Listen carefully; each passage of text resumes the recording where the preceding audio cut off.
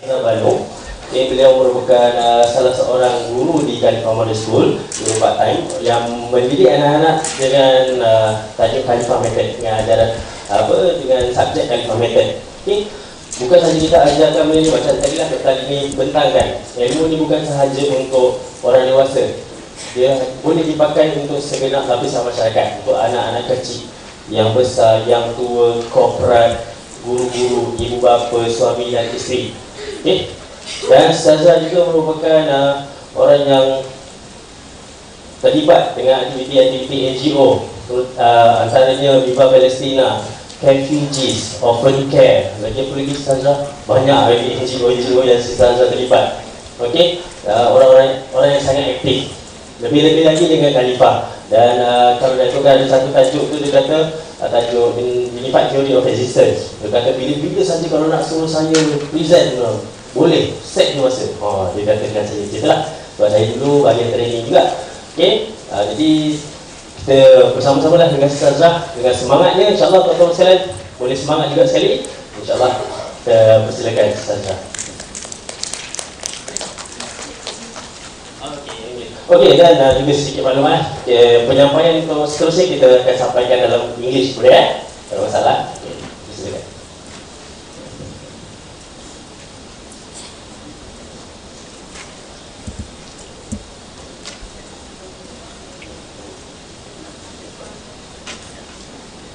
Alright, Bismillahirrahmanirrahim. Assalamualaikum and good afternoon, everyone. Can I understand English? Yeah, I will try if there's any difficult words, but they're all easy words. I don't think there'll be any problem. I can understand Malay, but if I want to speak Malay, I can speak Malay. I have no problem speaking Malay, but I have to think before I speak. So, 1 hour lecture will take me 2 hours. Alright, so as Mukhtar said, I'm with Khalifah Model School Primary. I've been with the school since we started in 2006, and I teach the students the subject Khalifah Method. And alhamdulillah, at the end of this year, our textbooks will be ready. I've been writing the textbooks for 4 years. It's a lot of work from primary 1 to primary 6, but inshallah we'll be ready. It's ready actually, I'm just doing the final editing. And we will make it available to public, not next year we're going to test it out, the year after next, inshallah. So this, whatever you're learning, a lot of it will be condensed into primary school knowledge level. Okay, so if you want to make it available to public, to other schools, to as many people as possible.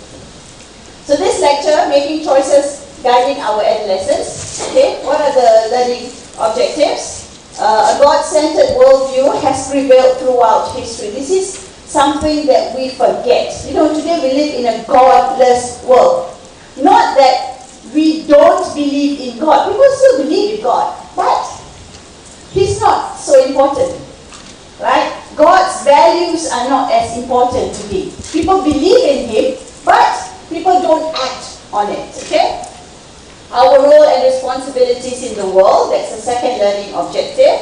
And the right and wrong are not subjective, not up to the individual. This is something that I just finished teaching at the school for primary 4, 5, 6. The objective understanding of right and wrong. That it is not up to us to decide what is right, it is not up to us to decide what is wrong, that it has already been decided, and any new matter has to be measured against this. Alright? Well, we live in a world today where everybody is free to decide what is right and what is wrong.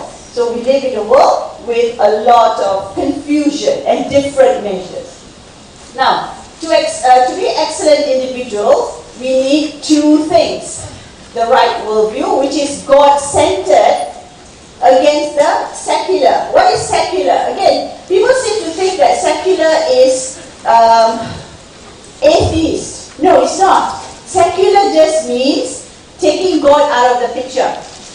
Okay? So we want to instill in our youngsters the God-centered worldview. That is, whatever we do in this world is centered around values by God. Okay? And the second one, a good understanding of laws of learning, which you had the lecture earlier, yeah?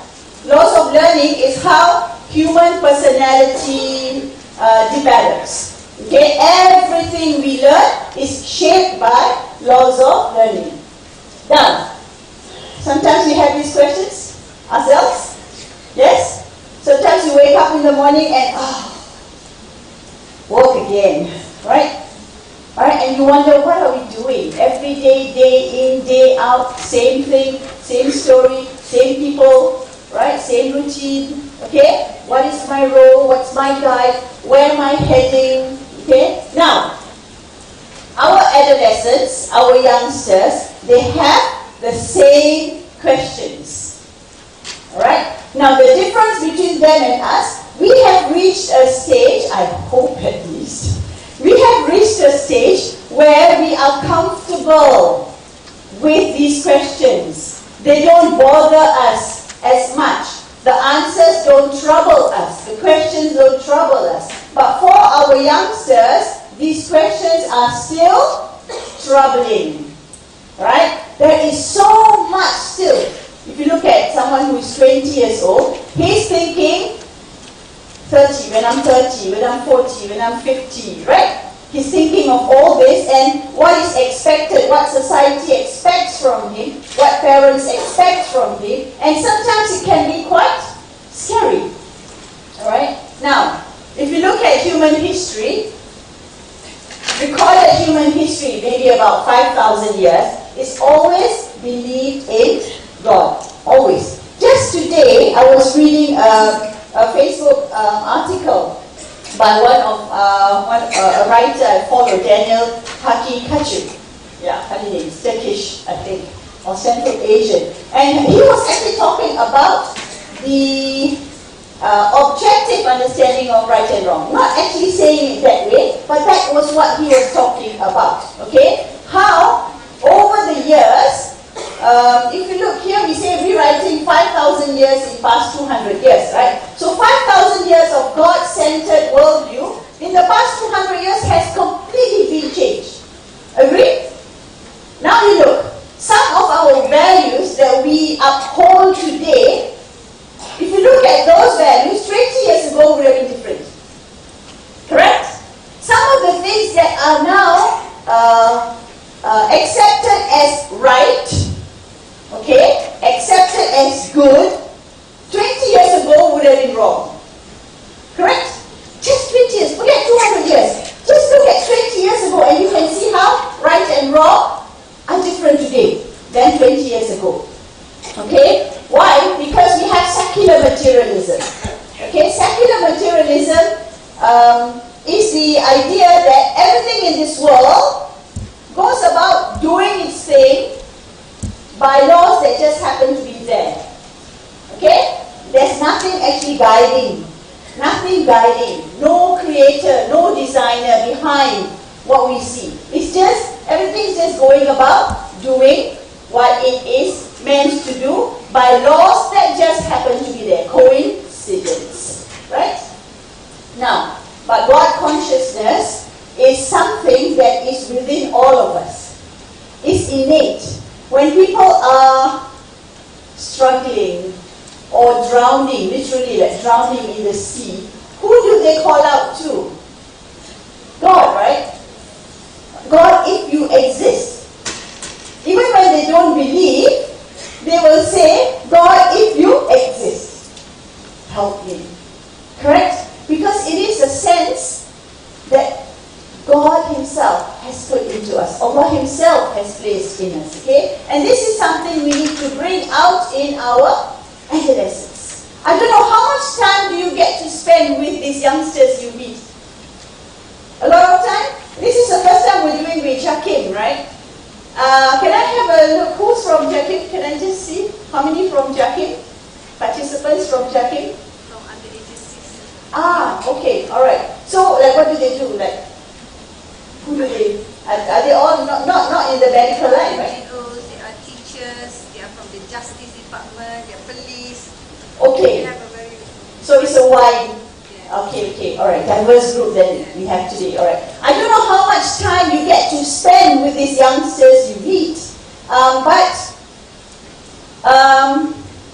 try you don't do it right away, which is going to be covered in the second lecture, how to approach them. But what we want to do is, we want to bring out this God-centered worldview back in our youngsters, okay? So that they know that there is a higher being that they are answering to. Now, I don't think you need creation of the universe as a lecture. It's one of my favorite topics, creation of the universe. When I teach my primary 5 students, 11-year-olds and 12-year-olds, I teach them about creation of the universe. How the universe started with nothing. And when we say nothing, what do you think it means? What do you think nothing means? Like empty, right? Empty space, correct? Nothing means no time, no space, no matter. Before the universe was created, there wasn't even time. We can't even say before, because before is time related. Right? There was no space. We can't say space because space is space-time. Okay? And then you see, if you study the creation of the universe, okay, it had a definite plan. It started with simple to complex, with the creation of photons, then subatomic particles, then atoms, then molecules. Then we had hydrogen and helium before the creation of sun and planets and stars. And then how planet Earth itself. You know how planet Earth was created? I'll give you a brief overview, okay? Planet Earth, when it was created, it was just a lot of things in the universe being thrown about and collecting where gravity is stronger. So planet Earth was created where gravity is very strong. So all these particles collected, okay? And the heavier elements sank to the bottom. The not so heavy, slightly at the top, and the lighter elements at the surface. Isn't that how, where's gold? Where's iron? Deep in there, right? Where is our atmosphere? Our oxygen, right? Higher, right? Just that alone tells you that there is a plan. It didn't just come together randomly.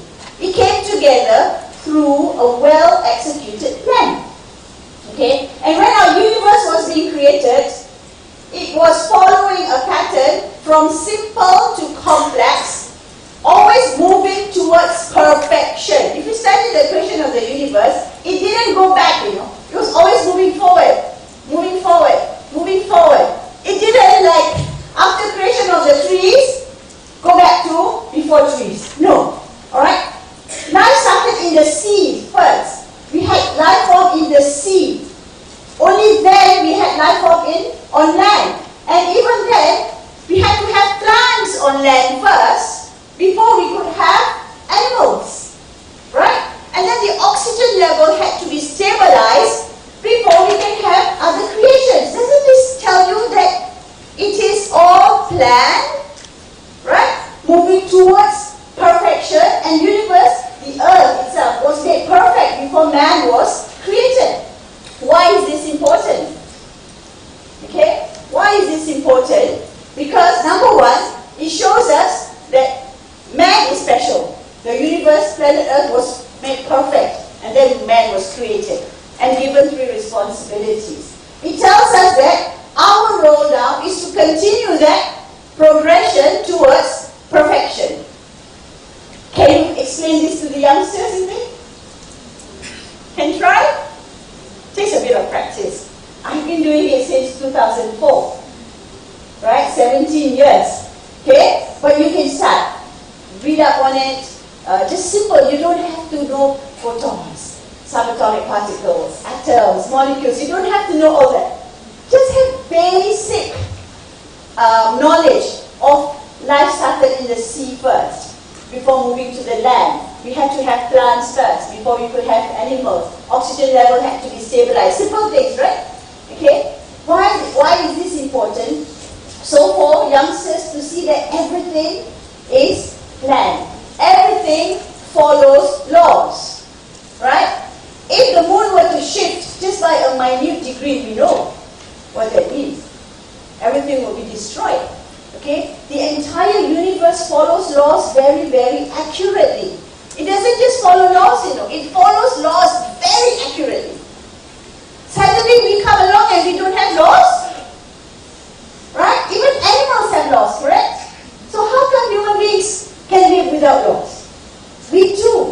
be governed by laws. We have been entrusted with 3 responsibilities. Here at Khalifa we say, we have 3 responsibilities. To youngsters we say, make yourself good, help others be good, and keep the physical world good. Of course, we rephrase it differently to adolescents. Okay? We tell them in a slightly different way. Now, we have a role to fulfill. Now, if you look at creation of the universe, it was all physical changes, right? Physical progression, correct? For us, at the human level, our progression is internal. Right? We want to be better people outside or inside. Right? So our progression as humans is inside, not outside. Outside changes. And outside is different from person to person. Right? But inside is what matters. Inside is what matters. So many of us here are, I can see, already middle age, right?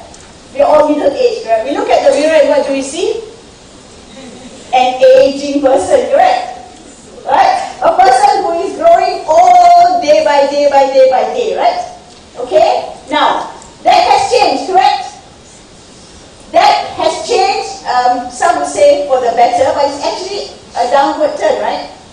Isn't it? Our physical now, for those of us 50 and above, okay? It's like this, right? It's like this, correct?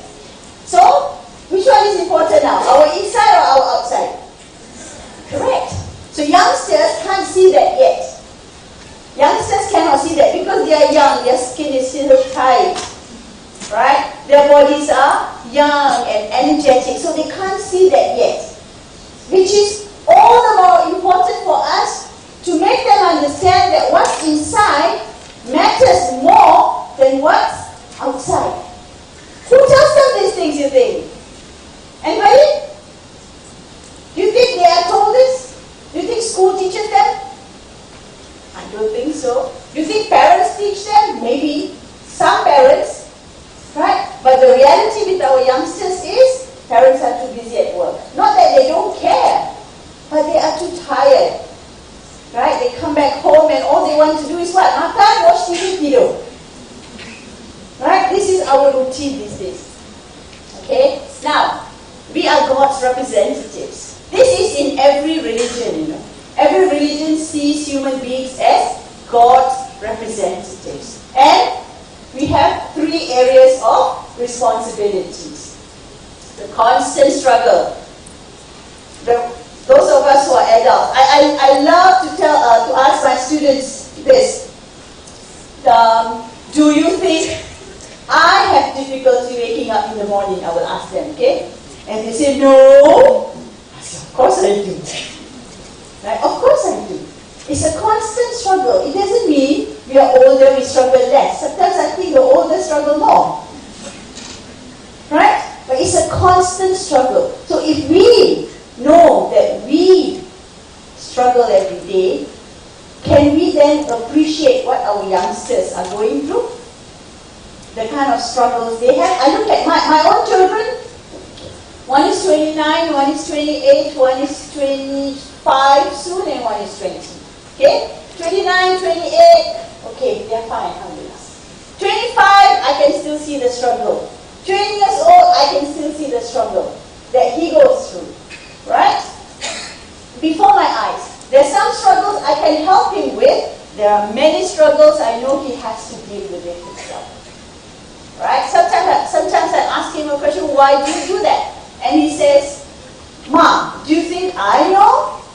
Do you think I know the answer? You know? And my answer to that is, well, only you can answer that. I can't. Right? So this is something, sometimes it's not about lecturing youngsters. Sometimes it's about just asking a question and letting them answer it. You think they don't know? They know. Right? They know what's troubling them, what their problems are. Alright? Now, it has to always be through encouragement. Our society is such that it likes to punish. You do something wrong and so quick we punish. We punish, you know. And we don't use encouraging words. We don't use positive motivation. Okay, we use a lot of punishment in our society. Now, so if you already want them to do the right thing, our youngsters, how do they then know what is right and what is wrong? We know it, right? But how do our youngsters determine? Because you know what? You can tell them A, the world is telling them B. You can say no sex outside marriage. TV is telling them something else. Lifestyle of the rich and famous is telling them it's okay. Right? You can tell them that success isn't measured by dollars and cents. But then everybody's out to get the latest phone, the latest gadget, right? Including their own parents probably, right? I have a phone that's is about 2.5 years old, right? And I consider that really, really new, still new, okay? And it was giving me some problems. And some people will tell you, oh, it's time you change your phone. It's already 2.5 years. So I said, you know, in the past 6 years, I've only bought a phone twice.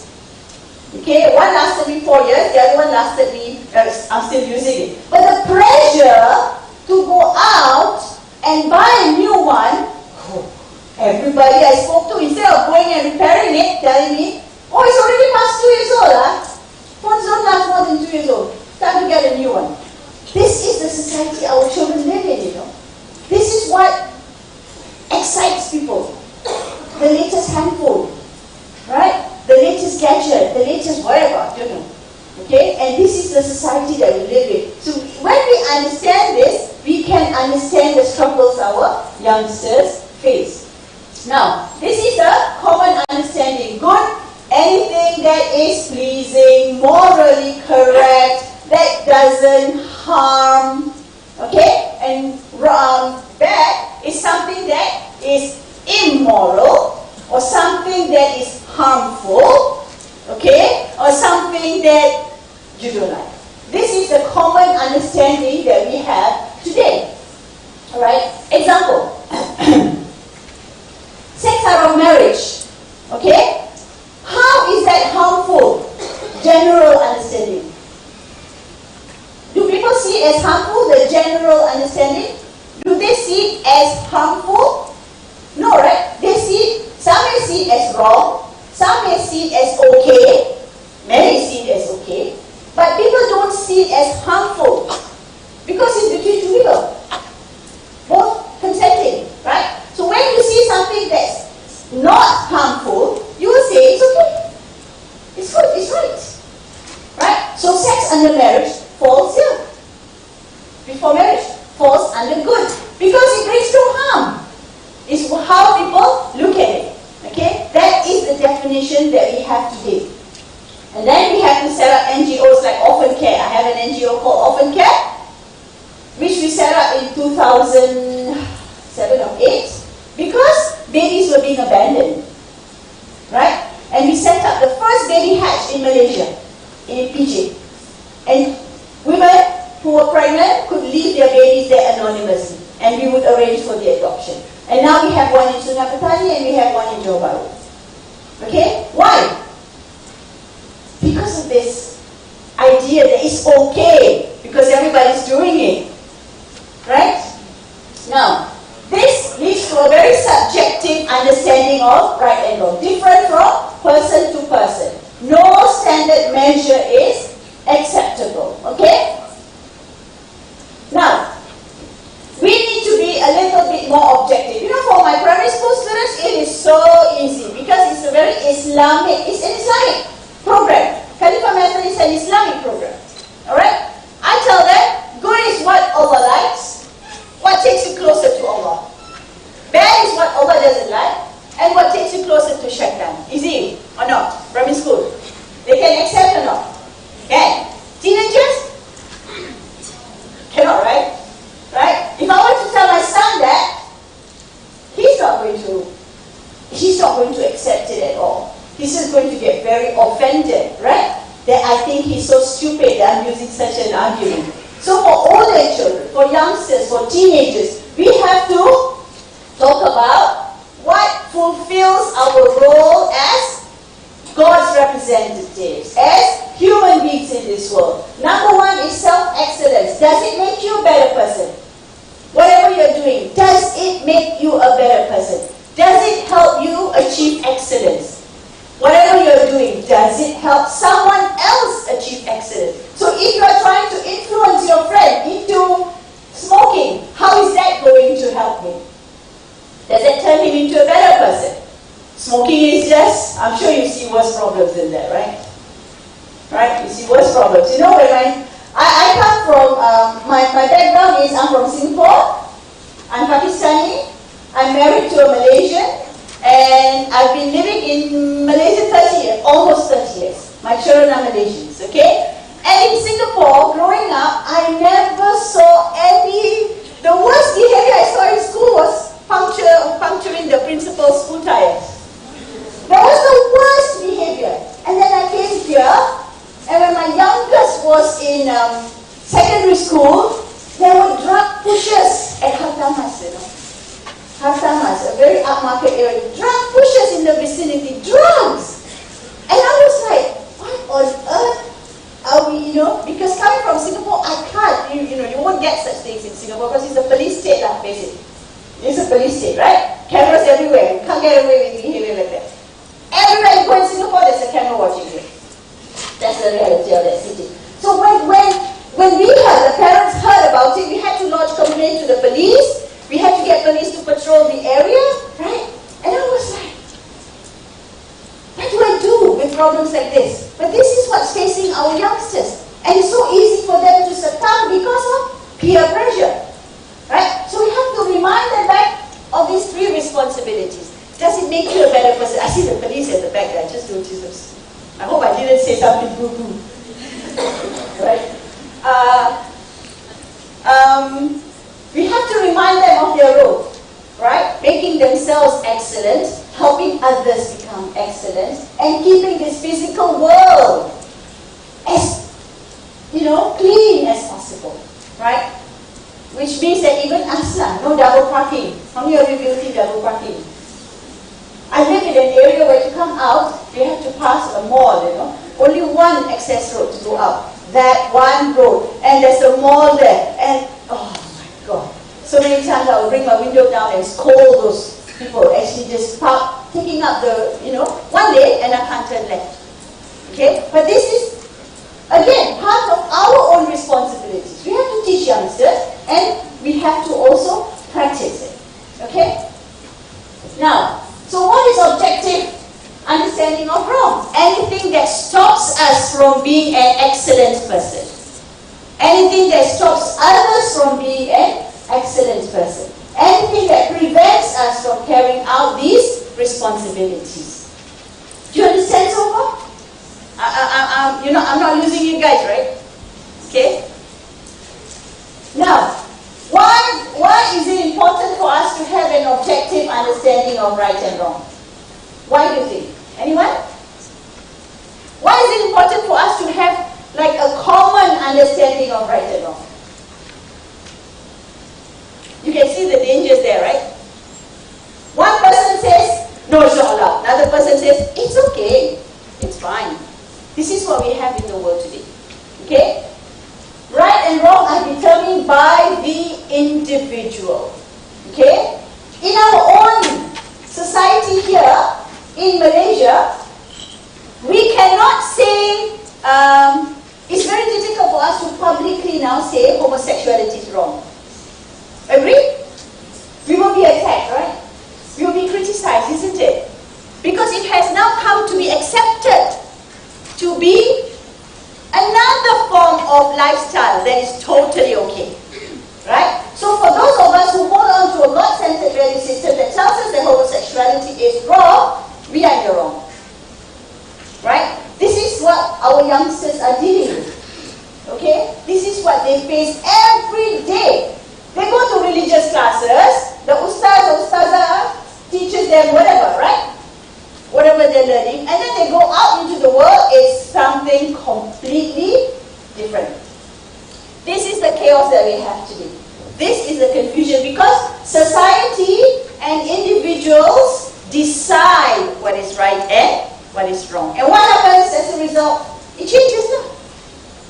Something that was not allowed 50 years ago is completely okay today.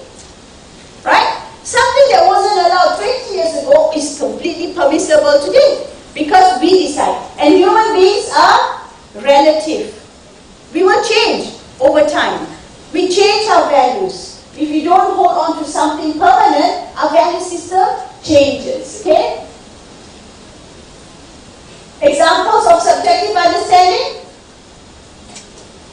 Anyone?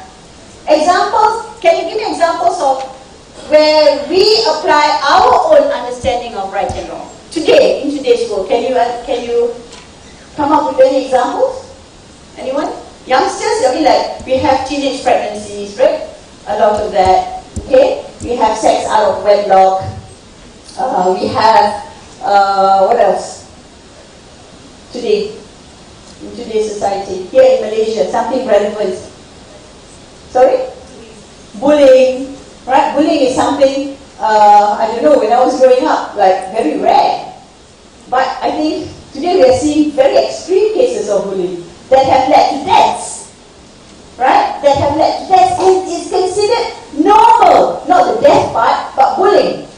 Right? And do you think if once something starts, right, and it's not addressed right away, do you think it escalates? It becomes more and worse and worse? That's what's happened to bullying at schools. You know, during my time at school, at most we got water thrown on us. And that's not bullying just like when you're a first year student, when you first come in. Right? Part of the orientation, they throw water at you, powder at you, fly at you. That was the worst. Today I can't even imagine the bullying that goes around. Okay? These are some of the subjective understanding of right and wrong that we see in our society today that are affecting our teenagers and our youngsters out there. Alright?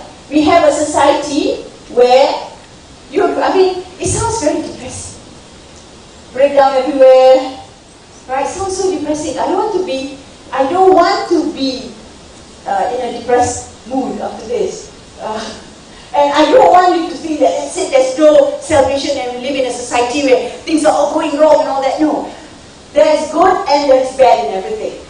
Right? In our society there's good, there is bad. But what we want to do is we want to address the negative. How can we address the negative if we don't know about it? Right? It's funny, I was just reading an article again on Facebook, right? My daughter tagged me in an article. The Islamic Council of Victoria is arranging for a trip to Israel. Okay? And I am a pro-Palestine. Border, right? Pro-Palestinian activist, and I champion boycott, divestment and sanction of Israel. I have another NGO, BDS Israel. So we do activities to highlight to the world the Palestinian suffering. Okay? And the need for us, not everybody, because it is a humanitarian issue. It is not a religious issue. There's a religious dimension to it, but it's a humanitarian issue. Okay? I was on a convoy from London to Gaza in 2010, where I drove a big vehicle, by the way, one of those big, not lorries, but bigger than MPV, carrying medicine and educational aid from London across Europe, Syria, Egypt, into Gaza. And part of those on our convoy, there were 150 people, were non-Muslims. The Irish are among the biggest supporters of the Palestinian cause. Okay, the Europeans, the Italians, the French, there were so many Americans, Canadians, because it's not religious, it's humanitarian, right? But we live in a world today that is so, this is what I mean, desensitized that we don't even see persecution as persecution anymore. Look at what's happening to the Rohingyas now. Every day is in our news, right? Every day in our news. But because we see these images so often, how many of us actually do something about it? Very few. Very few people do something about it because we are desensitized. When you come across a rape or a murder, you feel kasihan and you might, feel sad, but the next day you forget and you move on. Right? Because there's so much out there today that's bombarding us. This word is very important for us to remember. We are desensitized to people's pain and misery. Alright? Here in Malaysia, do we have refugees? We have just registered with UNHCR alone 150 or 60,000 refugees. Registered. Okay? Unregistered, there are more.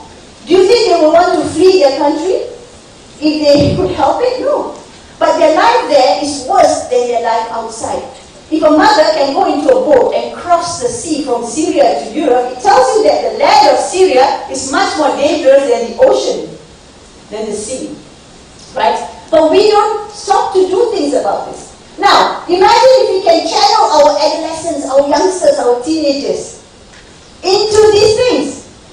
Right? Getting involved in causes, getting involved in issues around them.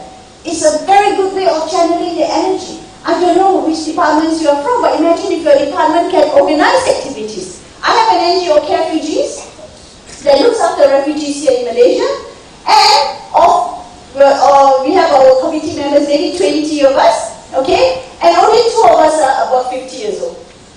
The rest are 20s and 30s.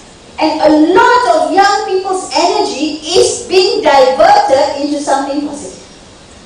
This is something we need to get our adolescents involved in. If you are in a position to organize activities, to get our youngsters involved in issues, that would be amazing. That would be excellent because they have a lot of energy, right? Don't just ask them to participate. Actually get them involved. Get them to feel that they are part of it. They have ownership of whatever they're doing, right? Now, many wrong acts are considered acceptable. We've said this already. Today, there are many things that are acceptable that at one time wouldn't have been acceptable, okay? Now, how do we start to change people's, not just people's, our own wrong behavior also? One way is mental disharmony, what we call cognitive dissonance. It's not being crazy, really, it's not that. Sounds like someone who's crazy, right? Mental disharmony means you are doing something, but your mind is uncomfortable about it. Okay? Let's say you want to stop smoking. If you are smoking and you don't feel that you're doing anything wrong, would you change? No, right? But if you're smoking and at the same time you're telling yourself, I really should quit. This is not good for my health. I'm part of an evil empire. I use that. When I speak to youngsters, I want to get them to look at smoking differently. I tell them you are part of an evil empire. The tobacco industry is evil. Really evil. It makes people work like animals, okay, growing tobacco leaves, and then they benefit to billions of dollars. Alright? Now, you want youngsters to start looking at smoking differently? Now, if you tell them smoking is bad for your health, everybody knows that. Right? But if you want to use a different way, make them feel uncomfortable about smoking. I don't know. Like I would say you're part of an evil empire. The tobacco industry is profiting from you buying cigarettes. Right? It may cost you only, I don't know how much it costs today. The price keeps going up, right? I don't know how much it costs today. But that whatever you spend, 3 ringgit, 5 ringgit, it adds up to billions of dollars for the tobacco industry. Right? Make them feel uncomfortable with whatever wrong they are doing. That is the first step towards correcting behavior. To correct our wrong behavior, we must feel uncomfortable when doing it. So if our youngsters can feel uncomfortable when they're doing something wrong, it's the first step towards correcting their behavior. Alright? So whatever problems you see among them, don't lecture, right? I know, even I fall into that sometimes. It's easier to lecture because it makes us feel so important when we lecture people. Right? But what we want them to feel is, we want them to feel uncomfortable when they're doing something wrong. Then it's just ask a question or two. Okay? To get them to think about what they're doing. You know, I remember when my children, there's no way I can, my kids are like too grown up already, right? But I remember when they were young, in the days of MTV and, what's the other one? MTV and Channel V, was it? Right? Music videos. I think in the year 2000 something, they became very big, or late 90s or something like that. They became huge, right? And my children were at that time very young. And I didn't like them watching, right? So of course, if I were to turn off the TV, it'll work while I'm there. While I'm out, it'll come back on again. So what I did one day was, I showed them music video of the Beatles. They know the Beatles because I like the Beatles, so they know Beatles music. So I said, come, guys, these are the Beatles, we listen to their music all the time. Come, watch them. So they all crowd around the computer and watching Beatles singing. And what were they? Oh, really Beatles? They were just in their black suits with narrow ties and standing and singing, right? And then I remember one of my children said, it's just a bunch of guys standing and singing. Right? And then I said, yeah, and they're fully dressed too, fully clothed. They don't have to, because MTV and Channel V, if you think, that was worse now, right? In those days, it's still nothing, right? In the 2000 something, it's still nothing compared to what we see today. So when I made a comment like that, right? And I said, and they're fully clothed, they don't have to take their clothes off to sell their music. Right? Do you think next time when they watch MTV or Channel V, my voice will be in their heads? Right? Did I say stop watching? But it was one way, right? It was one way to get them to think about it. Why do people have to resort to these tricks to sell music? Okay? Likewise, smoking. I remember once my son was in uni and his friends came over, they always at the house anyway, and then we were having just regular conversations. And then I can't remember how it came about, and asked them, what is your idea of freedom, guys? What do you think freedom is? Youngsters, uni boys, wow, also smarter than everybody else. They think they're the smartest people, right? And then, auntie, freedom is, being able to do whatever we want. We can go anywhere we want, we can do what we want. We can, basically do what we want now. And then I said, because I know some of them smoke, including my son then, and I said, freedom is the ability to walk away from that cigarette knowing it's the right thing to do, even though you badly need it. Right? That's freedom, because you're not controlled by that cigarette. They looked at me with this look on their face, and then the next day my son came back from uni and he said, Mom, you know what they said? Rashad, what did your mom do to us? Right? But this is how we want them to think for themselves. Right? This is what we want them to think for themselves. Okay? So that's cognitive dissonance. Being uncomfortable when you are doing something wrong. So the youngsters who you meet, try and get them to feel uncomfortable when they're doing something wrong. Okay? Many times, sometimes, I don't know in what position of counseling you are at, but sometimes people tend to not want to offend others and say, it's okay, don't worry, it's okay. Right? Many things are not okay. And we have to say, we have to find ways to tell them that. Okay, many things are not okay. Alright? Now, the other one is entropy. Can you believe my 11-year-olds at school understand entropy so well? If I were to ask them, what is entropy? Entropy is when you don't do anything positive in your life, you will drift towards the negative. This is a scientific fact. You can take a glass of water, fill it with water, clean glass, clean water, leave it in the room, go out, come back the next day. Can you drink the water? No, right? It would have gotten dirty. Did we do anything to dirty the glass? The water? No. But did it become dirty? Yes. Your room. Don't clean your room up. Don't dirty it, but don't even clean it up. That means you are doing nothing. You are not doing anything positive. You are not doing anything negative. You are just letting it be. Will your room drift towards the negative? Yes. Your kitchen. Same thing. So if physical objects can drift towards the negative when we are not putting any positive energy in, what about our lives?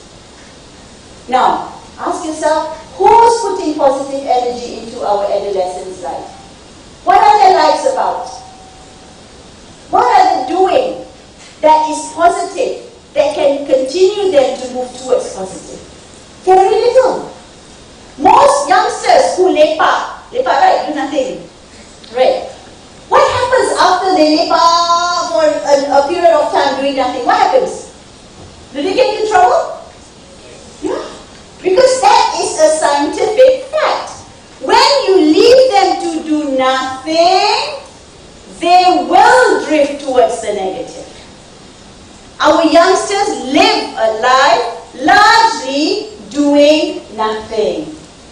They come back home, parents are not home, they're on their own. Do you think they're going to sit and then just stare at the wall and do nothing? They're going to do something. And if there's something is not positive, it's going to definitely lead them towards the negative. That is why it's very important for us to engage our youngsters in positive activities. This is entropy, proven. Where there is no order, there will be disorder. Where there is no order, there definitely will be chaos. This is the concept of entropy. Okay? No moment is the same. Alright? Either we are moving towards perfection or we are moving towards regression. There's no such thing as stagnant water. We learned in science, yes? Stagnant water. What is stagnant water? Stagnant water is water that's not flowing. But it doesn't mean nothing is happening in the water, correct? What is happening in the water? A lot of negative things. Right? So there's no such thing as stagnation, in our life. To be stagnant is to move towards the negative. Okay? To be stagnant, in fact, my son, he's a writer, the one who's 28. He once wrote an article many years ago, I think he must have been 18, 19. Stagnation is a lie, he said. There's no such thing as stagnation. You cannot remain stagnant in your life. Remaining stagnant is misunderstood as doing nothing and not moving forward. Stagnation is actually a move towards the negative. It's a move towards regression. Alright? That's it. What's the time? 3? Do you take questions? Are there any questions? I hope you all understood. When I came here, before I came here, I said, I must try and speak some Malay, I must try and speak Malay. But once I start, it's so difficult for me to stop. But if you want to ask me questions in Malay, I have no problem in understanding. My vocabulary in Malay is quite good. It's just for me to speak. It's not automatic. Yeah. Any questions? Is there a break before the next lecture? 15 minutes.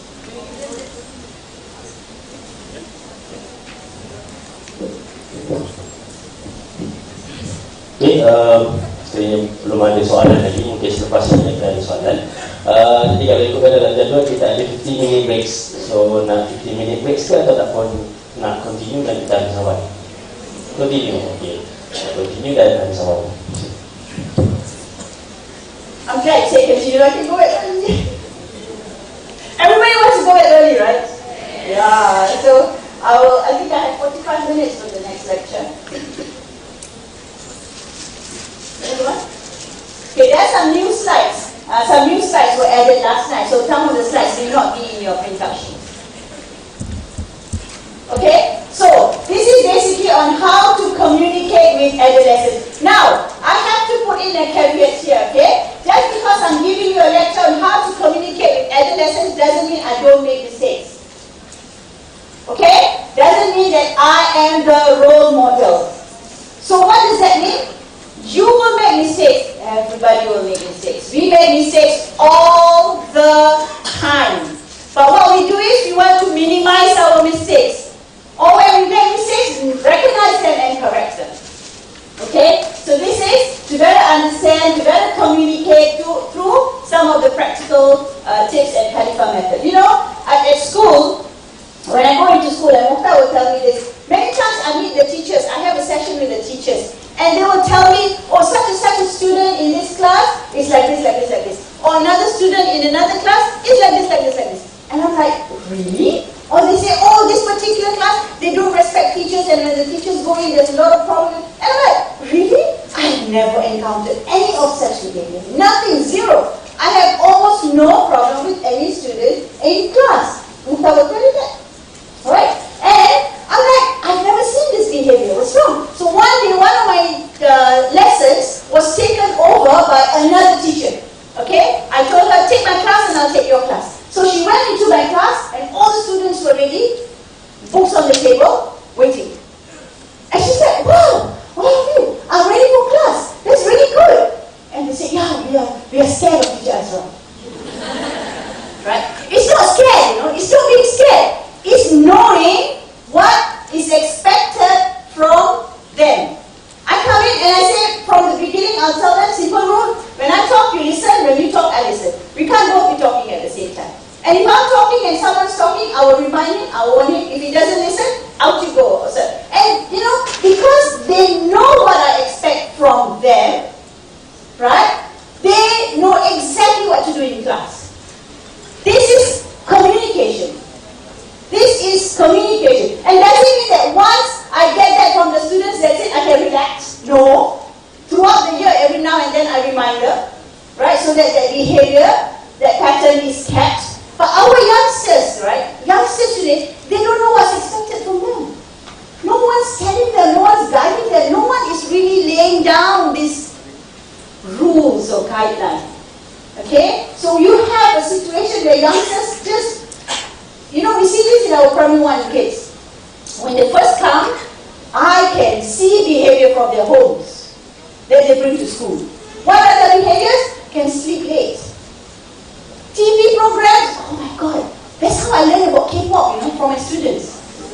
A few years ago, I said, I was just trying to understand that what are the TV programs to watch, and then one boy said K-pop. I'm like, what is K-pop? Then I learned always Korea pop, right? Sometimes I go home and I turn on the channels, right, local channels, watch, and my son come in and, what are you watching, Mom? Turn that off. I have to watch, I tell you, I have to watch because I need to know what my kids at school are watching. Right? Unsupervised. Our youngsters are unsupervised at home. They sleep when they want to. They play computer games when they want to. They watch TV when they want to. And these are primary school kids. What do you expect is going on with the teenagers who have got phones? Right? Do you see the dangers we are facing? I would say challenges that we are facing. Okay? So hopefully through this, we learn to better communicate with them. Alright, what is adolescent? It is rapid development. Remember when a baby is really lots of learning? Between the ages of 0 to 6 years old. They are learning rapidly. Like a sponge, they are absorbing a lot of things. When they're teenagers, they are growing rapidly, physically. Growing rapidly. A lot of changes, hormonal changes, emotional changes, psychological changes. They are like a time bomb. Right? Like a ticking time bomb. Sometimes you don't know. You say something normal to you and they get angry. And they get upset. Right? Because of this. All this rapid development going on. Physical, mental. They live in a world that's highly pressured. Highly pressured. I know someone who tells me, she's a niece, Adi, talking about her son, if he doesn't get straight A's, I don't know where to put my face. This is what our youngsters face. Perform or out. Perform or out. Right? Only straight A students are considered good students. Right? Of 4 of my students, only 1 is a straight A. Because I've never insisted on A's with my kids. Never. Alright? I've always told them to go in there and do your best. But they are very, very smart kids. Bright kids. Intelligent kids. They're not straight A students. Okay? I felt sorry for my UPSR students who are, UPSR students are always like, I understand, the teachers want, the school wants the kids to get straight A's. And then one day one of them asked me, Teacher Azra, did your children get A's for UPSR? Do you want them to get A's for UPSR? I didn't know what to say.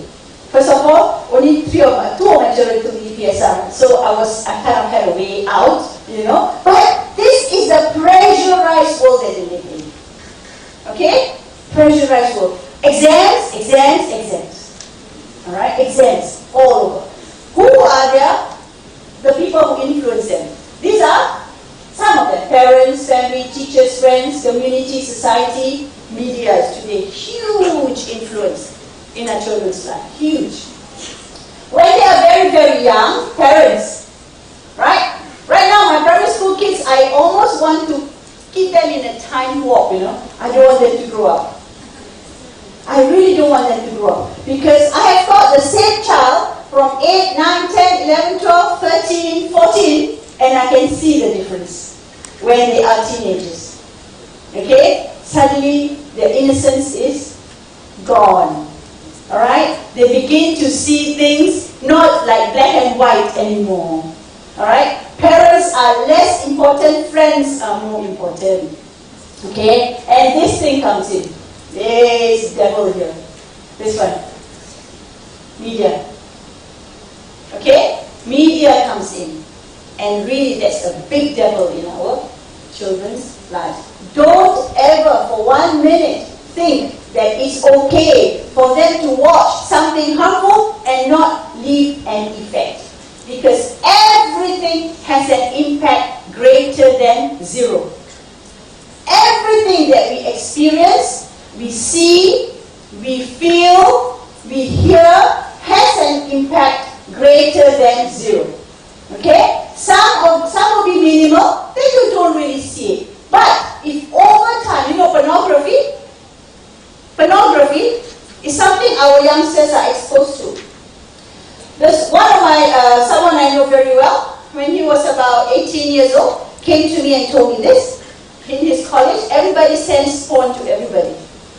Okay? And he had to tell his friends to stop. Please, because this is really a mommy's boy, innocent, goody two-shoes boy. Now in his 30s, with a child of his own, and he's still so innocent, It's amazing, this guy. So he told me he had to tell his friends, please don't send me these things. And you know what he told me? He said, once you see the image, it stays in your head for 24 hours at least. At least for 1 day, he said. You imagine our youngsters, many of them are seeing it every day. What kind of impact do you think it has? Remember, everything leaves an impact greater than zero. Whether negative or positive. Sometimes, you're talking to the youngster and you think, you say something positive and you think nothing is happening. It's like talking to a wall. But remember, it has an impact greater than zero. You're just not seeing it. It's happening. It's just that you don't see it. Just keep doing what you know you need to do. Because the impact at the end is still greater than zero. Parents are largely missing during teenage years. Okay? I know, ideally, the perfect world will be father goes out to work, mother stays home with the child, but that's not the perfect world we live in. Right? So we have to do our best. Okay? We have to do our best with adolescents, with our youngsters. Small kids, it's not difficult because parents are their world. But it's this age that parents start to be missing from their life. When they were young, when kids are young and they want to go to the movies, they ask the parents to send, right?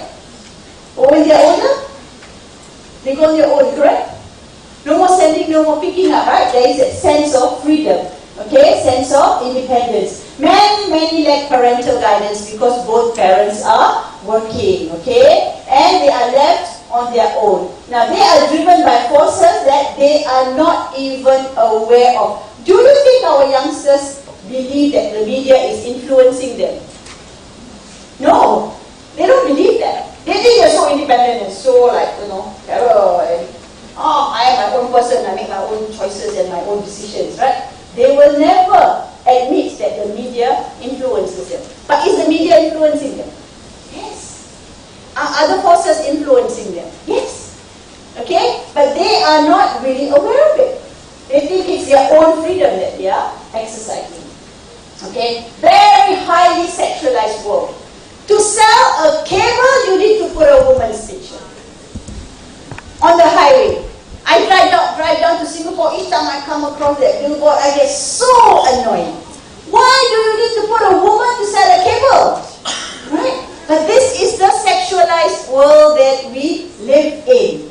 Okay? Because it sells. This is the world of our youngsters. Okay? You live only once. Just have fun. What is Nike's slogan? Just do it.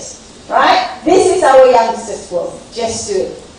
Okay? Very, very impactful, you know. You live only once on young minds. Very impactful. In other words, do whatever you want because you only have one life. They're only looking at this life. Because again, they don't have a God-centered worldview. Right? They don't have a God-centered worldview. You know, currently I'm editing Islamic books for children, and currently I'm doing one on the Seerah of the Prophet for youngsters. And I'm looking at it, and as I'm editing the book, and I'm telling myself that seriously guys, we've got to have better books out there for our youngsters. Okay? We really have to have better books for our youngsters out there. The books that we have, they're not even reading. I mean, our youngsters don't read. And when they do read, they read junk. Right? There was a book set at a school. My son was in primary school then. And they were selling novels. What novels? Romance novels. What novels? Horror novels. Right? And I went up to the vendor. This is our duty, okay, as adults. I went up to the vendor and I said, look, Malaysian kids don't read to begin with. You want them to read and you want them to read this? You know? I mean, we want to encourage them to read, but certainly not this. They don't even read in the first place, and when they read this junk. Right? So we need to be aware of the world that surrounds them, of the materialism, pleasures of the body that surrounds them. Pleasures of the body is not only about sex. Pleasures of the body is about food, it's about fun, it's about spending time with people. These are all pleasures of the body that occupy our youngsters currently. Okay? Now, as I said before, they're like a ticking time bomb.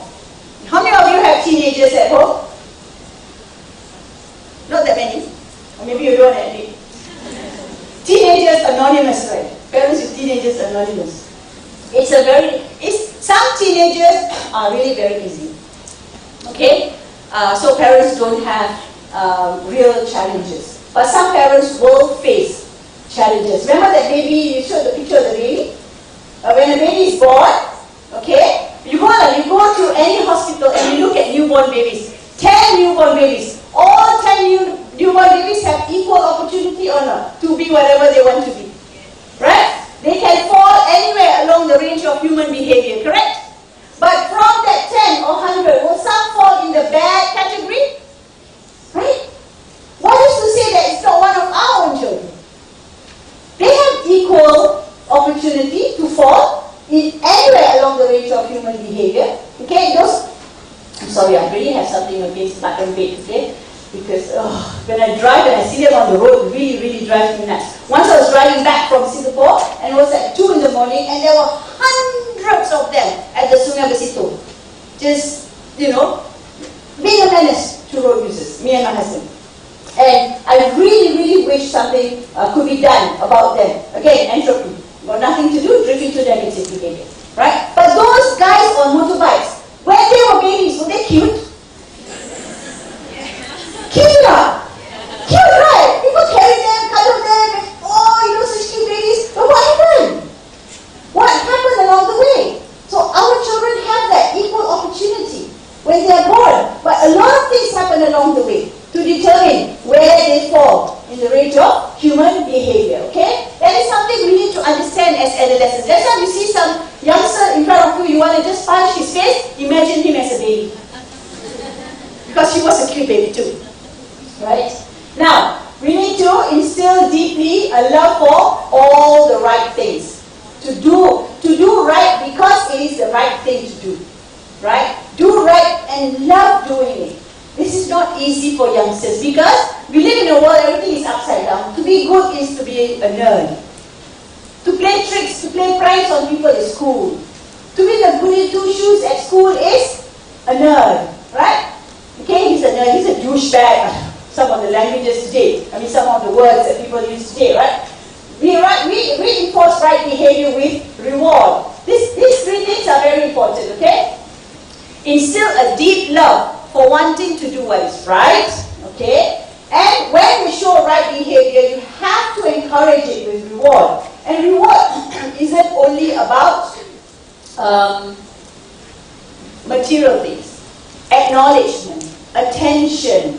These are all rewards. Words are all rewards, okay? Like, you know, when we pray at home, and my sons will be in front of me now, I only have 2 at home, or 4 children, only 2 live at home. And when we, after we pray, I'm sitting behind them, okay? I will just kiss their shoulder, or kiss their head, or something, okay? Isn't that a form of reward? Right? Sometimes I smack them in a friendly way. Isn't that a form of reward? Right? This is something our youngsters lack. They lack, okay? And something we need to increase, okay? Reinforcing right behavior with reward. Setting firm limits, again. Okay, setting firm limits is something that is lacking in our society. And then when they break limits, we get mad. We don't enforce with kind discipline. We actually get really, really mad and punish them even further. Okay? We have to set firm limits and enforce these limits consistently. Not one day okay, next day not okay, and then the next day okay, next day not okay. No, it has to be consistent. Have you seen how youngsters manipulate their parents? When parents don't have consistency, youngsters learn it very, very fast. Very fast. Okay? Of course, the first principle, which is God-centered, our role as Khalifa. Okay? Second principle, which is to reward, and we have through words, through thoughts, through action. We can use words to reward them. We can use action, right? Buying something for them, patting them on their heads, anything really, action. There's a lot that we can do. The best would be thought, which is rewarding through inner speech, right? We learned about inner speech earlier, right? Training our youngsters to use their own inner speech to reward themselves. So for example, if they've done something good, you can say something like, don't you feel good? I don't know how you speak in Malay, right? You speak in Malay to them, right? So you have to find your own way. You know, when I train my kids at school to talk to me in their inner speeches, many times they will use their inner speech as though talking to me in class in English. So I say, no, your inner speech is your own voice. How would you talk to yourself? Right? The way I'm talking to you is how I would talk to myself. That's my own inner speech. Right? So your inner speech. How would you use your inner speech? Okay? So this is something you can train the adolescents. When they do something right, tell them something like, oh, I'm sure you feel good about this. I'm sure you're proud of yourself. They will immediately think, right? Immediately the thought will cross, oh yeah, this is really good. This is inner speech. That is how you are training them to use their inner speech to reward themselves. Next time when they do something good, that thought will automatically come in. Okay? Positive thoughts whenever they do something good. Right? Now, our Asian culture is terrible, man. Really, you know. We show acknowledgement really late. Very slow to acknowledge. You know, your kid can be doing well the whole year in school, but only gets acknowledged at the end after the exam. Right? Okay? Silence means okay. Right? We seem to be under the impression that when the kid does something good and you keep quiet, means okay lah, everything's fine. Right? We cannot be silent because the kid doesn't know, doesn't get any positive feedback. You imagine I'm standing here and I'm talking to you guys, right? And you are just staring blankly. How will that make me feel? Demotivated, yes? But when as I'm talking to you, I see so many smiles, I see people nodding, I see people engaging with me. How will that make me feel? Likewise, the adolescents. When you are silent, they're not getting any feedback from you. Right? So what is to encourage them? Okay? So it's very important. And counsel, we only counsel when things go wrong. Remember when I used to be called into school? The first year. Right? My subject at school got introduced as a full-time subject in 2006, 2 years after we started. For the first couple of years, they will call me whenever there's a bad behavior at school. So I will only see the student when he needed counseling. How do you think I will look like to them? Right? Teacher Azra only comes in when I've been bad. I only see her when I've been bad, right? So this is our culture. We counsel when things have gone wrong. Shouldn't we be talking to them all the time? As much as possible. What is communication? Talking. A lot of it, okay? A lot of it. Firm but kind. This is something that I find in our culture not easy. Okay? Even when we teach it, our teachers, when we tell them you have to be kind but firm, they end up being kind. They forget the firmness. Because they think that, okay, you're just being kind. But no, you want to be kind and firm. You are firm with kindness. You are kind but firm. Right? Something that we really need a lot of practice in. Okay? And with wisdom. That means at the right time, at the right place. Okay? You can't be applying this like wholesale anytime you feel like you talk to youngsters. You need to understand time and place. Okay? You need to understand when is a good time and what to say. Okay? At the right time. That life comes with a set of rules. Like it or not, life comes with a set of rules. Okay? And rules must be followed consistently. But we need to be realistic, you know. And you remember SMART goals? S is what? Specific, measurable, attainable, realistic, time-bound, right? Okay? Something we can apply anytime we speak to our youngsters, okay? There must be something achievable, realistic, okay? And like if you want to punish, for example, okay? If you want to punish, for example, you can't punish like so extreme that you can't do it up, right? And at the same time, rewarding. You can't reward like, okay, you know what? If you do this, I'm going to give you a whole lot of this, and then you can't do it up. I'm going to take you out for a whole month, and you can't do it. Right? So it must be achievable, okay? And when we are not firm, this is what I see at school.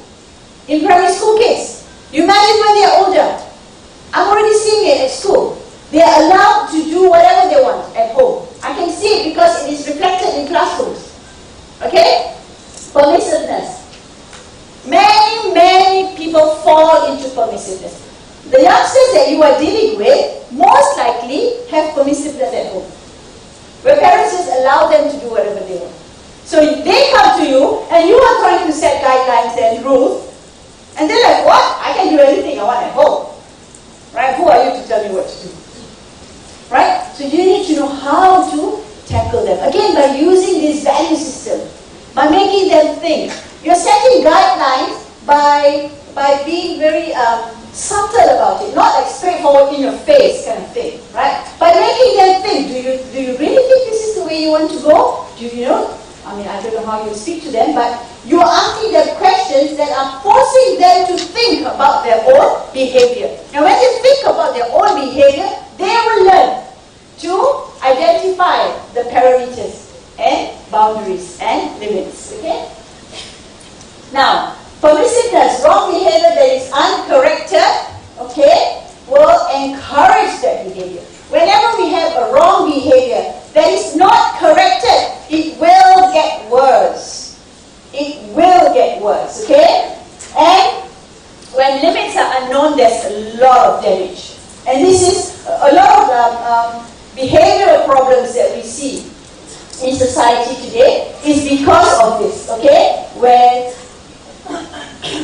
youngsters are not given limits. They do a lot of things because they are just allowed to do them. You know, I always tell my set of friends that we, meaning me and my social group, we live in a bubble. Because our social circle, everybody's okay, we don't see a lot of behavioral problems, you know, family is okay lah, not like the best, but it's okay, those things, alhamdulillah, better than many others, you know. And we don't come across a lot of the social issues or problems that we read about.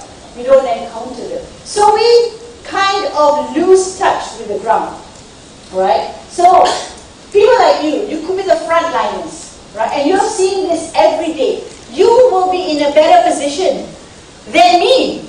I can only guide you by giving these tips, right? But you are in a better position because you are the ones dealing directly with them every day. I can tell you how to deal with primary school kids, maybe lower secondary school kids, right? And our teenagers. But you are the ones who are dealing with behavioral issues. So use this as a guideline and tailor it to suit your own needs, okay, on how to address the issue of adolescence, okay? Punishment is something so common, very, very common. Scolding, we are always scolding. Always. You know, our adolescents, at home, they get scolded. At school, they get scolded. Everywhere, it's just a lot of scolding. Sad to say, when they go to the masjid to listen to khutbah, also they get scolded.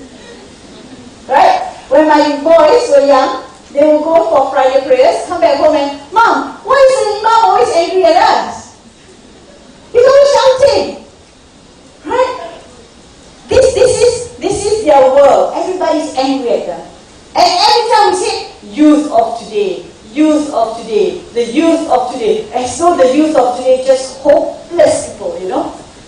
Right? So when we are talking like that, how do you think this affects them? Right? Where are they going to look for motivation and encouragement? Correct? Yeah. So I strongly encourage, if you are in a position to organize activities again, or to form an organization, please do so, because a lot of our youngsters need this. You know, there are soup kitchens in KL every night, right? And my own children have gone to volunteer, and I can see how wonderful things happen to youngsters when they volunteer. A lot of good things happen to our youngsters when they get out there and get involved with the community that they live in. This is something that we must step up.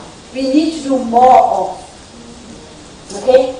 I remember once, I don't know whether any Jakim officials are here, but a few years ago, we went to see the deputy DG of Jakim. I don't remember his name, I'm so sorry, I'm terrible with names. And we told him about a youth camp that we were organizing. We were bringing in a foreign speaker and we needed them to give the approval, etc. And he was so happy that we were doing this. He was happy because this is exactly the kind of thing the youngsters need. You know, the camp that we organize is like really, you know, it's not like Camp Solar. Right? I mean, really, our youngsters don't need Camp Solar. They know it already, right? But it's a different kind of youth camp where they could come and they could chill and they could speak to this scholar face to face, you know, and then you have physical activities and outdoor activities, you know. So these were the kind of things we used to organize. We don't do it anymore because so many people are doing it now. Right? When we were doing it, there weren't many people doing it. But these are the activities that our youngsters can get involved in. Get them to organize. Many times we have youngsters coming to us because we're older, right? And saying, you know what, we want to organize this, but we don't have the resources. We don't have the finances. We don't have the contacts. Can you help us? And we're more than happy to do that. Right? Because, you know, when you get our youngsters to get involved in activities like this, over time, they will become people who want to organize themselves. Okay, this is the beauty of it, alright? So punishment is a definite no-no, okay? Now, punishment is effective only for the short term. For the short term. You smack your child, he's going to keep quiet.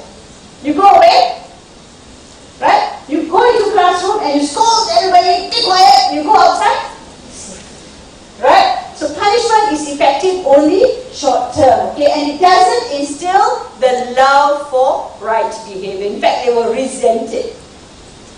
Alright, they will resent it. Okay?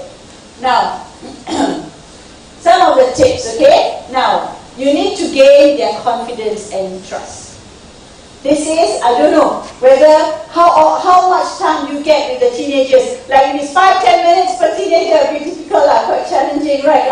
How to gain their trust and confidence in just that 5-10 minutes. But this is something, if you're doing over a period of time, before you can even talk to them, you need them to feel comfortable with you and have confidence in you and trust you, right?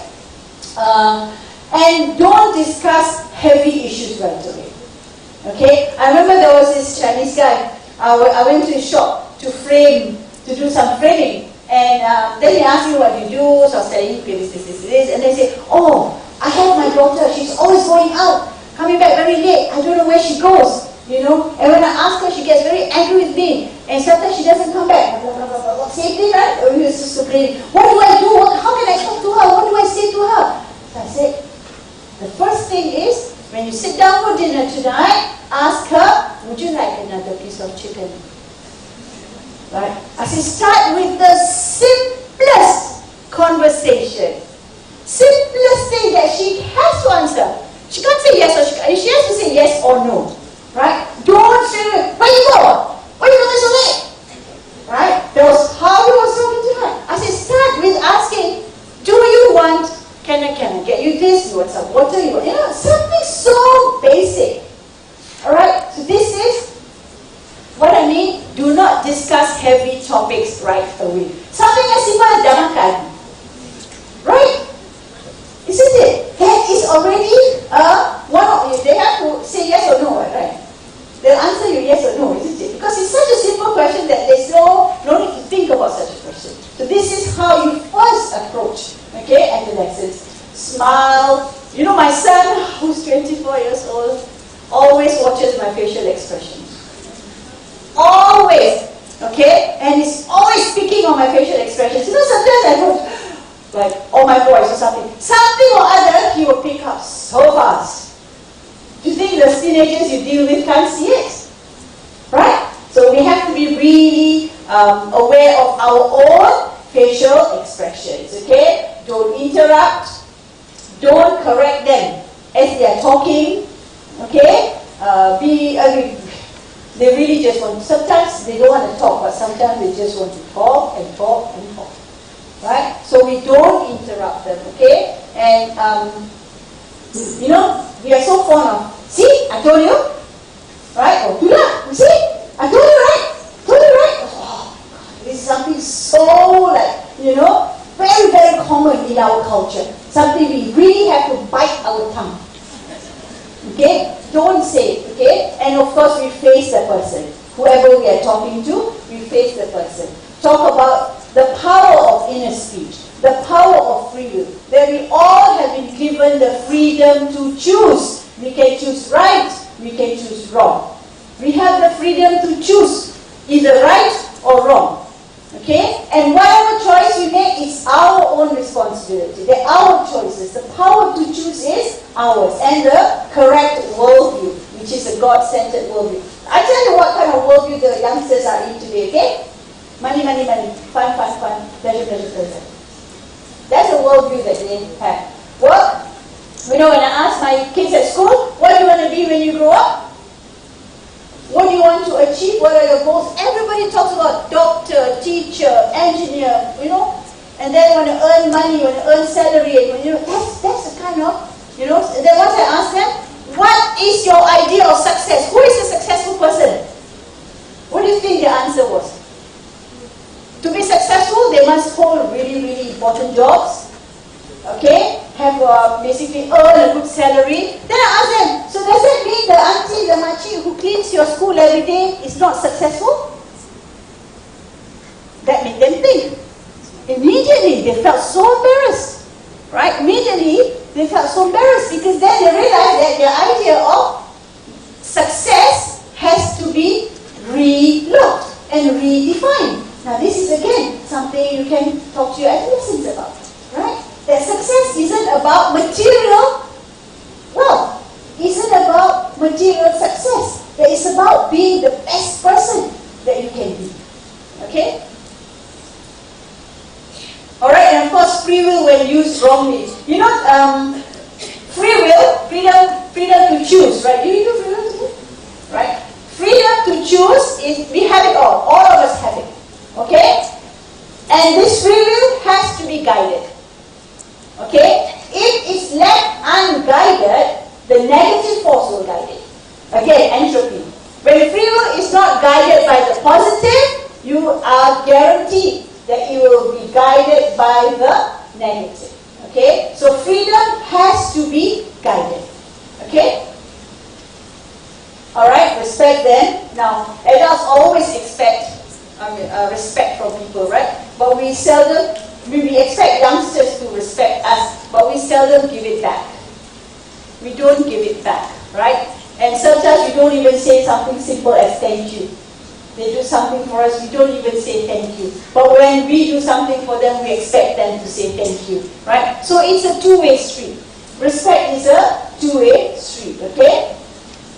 Don't be judgmental. When we first set up our baby hatch, Orphan Care, we had a caretaker because we would take in pregnant girls, right? And then arrange for the delivery. And she was one of those women, the caretaker, who was laser-mouthed, right? And she was making comments about these girls. Do you think they don't feel wrong? The girls were pregnant. Do you think they don't feel bad and they wish that they hadn't made that mistake? Of course they do, right? Do we want to add on to that? Right? But we had to let her go, this caretaker, because she was making such comments and remarks, and we had to let her go. Being judgmental. We don't want to be judgmental. When these pregnant girls come to us, right? The first thing we do is acknowledge that it is wrong. Okay? And the first thing I always tell them is tell your parents if you can. I always tell them to tell their parents. 100% of the girls who turn to their parents for help get 100% support from them. Without fail. Many of them will tell their parents, but many are just so afraid to tell their parents. But when they do inform their parents, they get 100% support. Of course, in the beginning, the parents are going to be mad now, right? And they have a right to be angry. Right, but after they get over that anger, their immediate concern is how to help their daughter. Alright? So we want to be like that. Be objective. Yes, there is a wrong in front of us. There is a wrong, but it has already been committed. What's the point in punishing them even more? How do we then correct that wrong? This is where being objective is very important. Very important. And not being judgmental. We live in a society that's always like that. Pointing. And passing judgments on people, okay? Young women, very, very, very fragile. My experience from many of these young girls who come to us pregnant is they lack confidence in themselves. They have low self-esteem, alright? So when a guy goes and says, oh, you're so sweet, you're so pretty, you're so this, you're so that, so easy to, right? They lack that. Okay, so we have to be very sensitive to our young women. Okay, for those of you who have got young daughters, instill in them a high sense of confidence and self-esteem and self-worth, so that they don't fall for the first guy who comes and says sweet things to them. All right, they have to feel that they are valuable, invaluable, and have got self-worth. Many of our young girls don't have it. They don't have the confidence to say no. Right? A guy comes to them and they don't have the confidence to say no. Okay? This is a problem among our young women. Positive self-fulfilling prophecy is helping them to believe in themselves. Helping them to feel that when I set out to do something, I can do it. I have to plan, I have to set my goals, but I can do it. Remember that? When you were young, or you might have read a story to your children when they were young, the story of the train, they had to go up the hill. Right? Children's story. And as the train was going up the hill, the train kept saying, I think I can, I think I can, I think I can, I think I can, and it managed to go up the hill. This is something we want to instill in our youngsters. I think I can, I know I can, I believe I can. Alright? Okay? Again, no moment is the same as before, either regression or progression. And among adolescents, it's a constant struggle. Okay? That box in the laws of learning, we are responsible for those messages. Okay? Support system. My cousin works with the Ministry of Youth in Singapore. And she's been there for a few years. And a few years ago, she told me they had a program for Muslim couples. There was high divorce rate among Muslim couples in Singapore, and the government wanted to step in and do something. And they found that many of these divorce rates were among young couples who got married very, very young. Okay? So what they did was, when a young couple applied to get married, they would be counseled. Okay? And some would be really young, 17, 18, 19, right? And the government, those involved in counseling, would try to get them to rethink. Okay? Okay, are you ready? Are you this? Basically tell them what marriage is about. Right? So if they do go ahead and get married, what the government would then do was to handhold them for 2 years at least. What do I mean? Make sure that the guy upgrades his work skills. Send him for training, send him for whatever, so that he's able to upkeep. Because one of the problems young families face is financial. Right? So the guy is able to earn a decent income and keep and maintain his family. Okay? And they found after a few years of doing this, there was a decrease in divorce rates among the young couples. Right? This is the support system that we need for our youngsters. Okay? That they don't have. There is a lack of support in our society for our youngsters. They are basically, when they do wrong means they're left on their own. They're left on their own. They have to fend for themselves. And this is and many times that one wrong will lead to many more wrongs and bigger wrongs because the lack of support system. Okay? Everyone needs to be appreciated. Okay? Now, at school, I have to remind the teachers all the time, our job is just to go in there and teach and do our best the right way.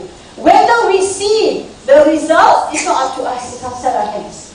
Okay? Whether I see my student becoming an excellent individual, excellent human being, successful as a Khalifa in all the 3 responsibilities, that's none of my business. I may not live to see it. I may not see it at all. If I see it, it's a bonus. But what is more important is, I know I've gone in there and done what I know I need to do.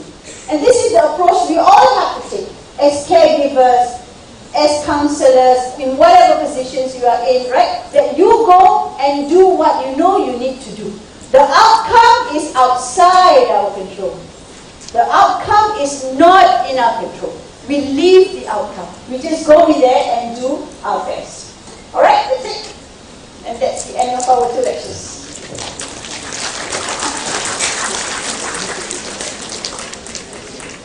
Q&A.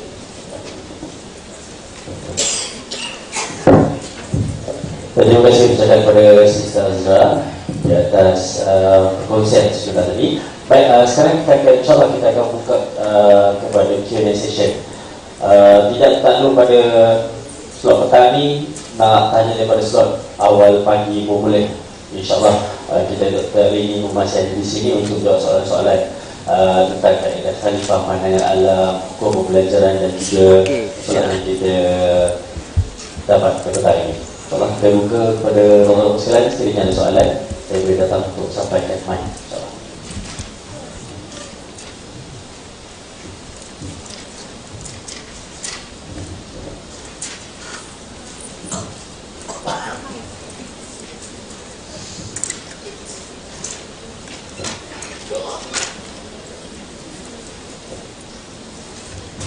Dan sambil-sambil kita tunggu sekiranya soalan, sekali lagi saya maklumkan sekiranya tuan-tuan sekalian akhir yang ingin balik pulang awal, sila isikan borang penilaian yang disertakan dalam fail dan boleh serahkan kepada materi bimbing untuk dapatkan sijil penyertaan.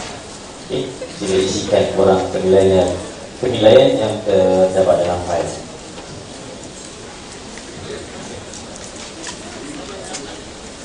Mungkin kalau ada soalan, kita ada perkongsian daripada peserta, mungkin pengalaman semuanya.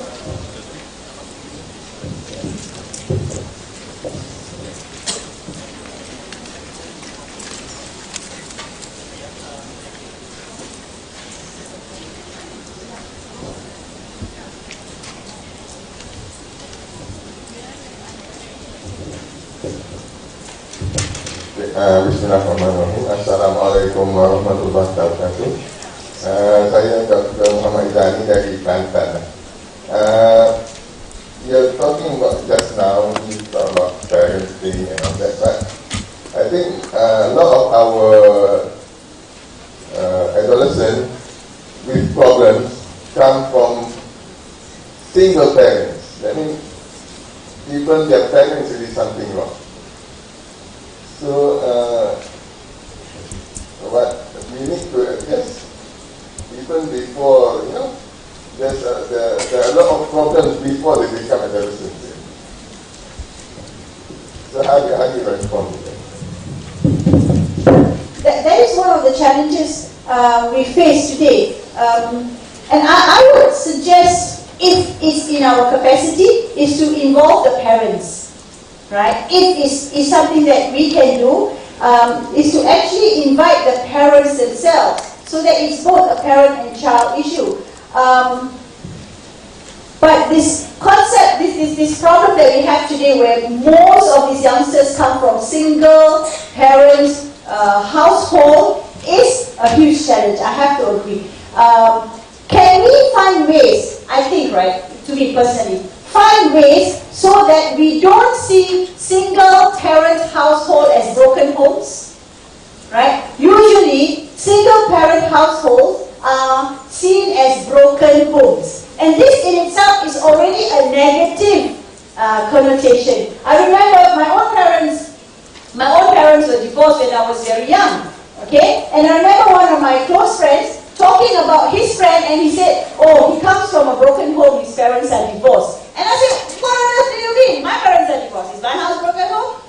So we have to define what is this single parent household about. And it's not the norm, we shouldn't see it as the norm, but we cannot and should not describe it or define it as broken home. So maybe get the adolescents to feel comfortable. Okay, yes, you have a single mother, or you have only your mother raising you, and that's okay, because there are many others who are also single mothers, and single mothers do their best. So they need to feel comfortable and confident, right, about their own family household before you can even address the issues that they face.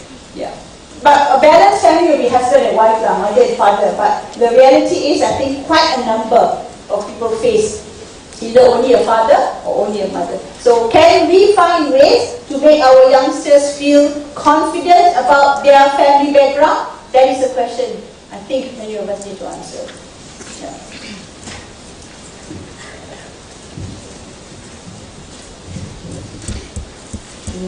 Sebenarnya memang kalau kita tengok penyelesaian, dia balik kepada di rumah parents. Dan bila bercakap dengan ramai kan kalau terlibat dalam program sosial ni, kita memang asal-asal parents ni, tapi macam susah nak dapat caranya, nak dapat parents tu untuk datang dan dapat ilmu. Mungkin kena buat cara lain lah kot. Kita buat video ke, macam Thailand ke macam program video, family values. Dan method, kalau tengok tu macam simple je kan, tapi susah untuk diamalkan, nak kena tunjuk, nak kena lakonkan supaya orang tahu nak communicate tu macam mana. Sebab macam kita tak banyak berkomunikasi tu lah. Mungkin itu caranya jugalah, sebab sekarang kita pun nak kena berubah, nak sampaikan juga ke sasaran tu. Pendekatan kena berubah. Itu antara yang kita fikirkanlah untuk nak ubah, supaya kita tunjuk macam mana kita nak buat tegas tapi lembut, dan cara nak bercakap macam mana. Dan insyaAllah kita mungkin itulah fokus akan datang tu, dan kita perlu bekerjasama lah. Akan memerlukan banyak belanja, sebab mungkin itu juga lah satu pendekatan yang boleh kita buat.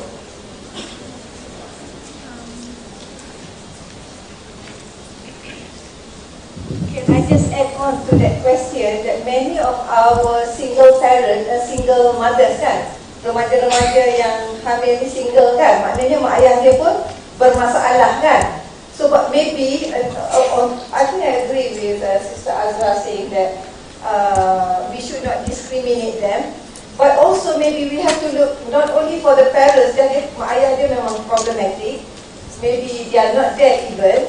The family support, grandparents, aunties and so on in the society Because I remember dulu masa kita orang ada conference Women Deliver in Malaysia, anak Hillary Clinton, Chelsea Clinton was telling the story of somebody she really admire, her grandmother. Maknanya mak kepada Hillary Clinton, which is parents dia macam broken home lah.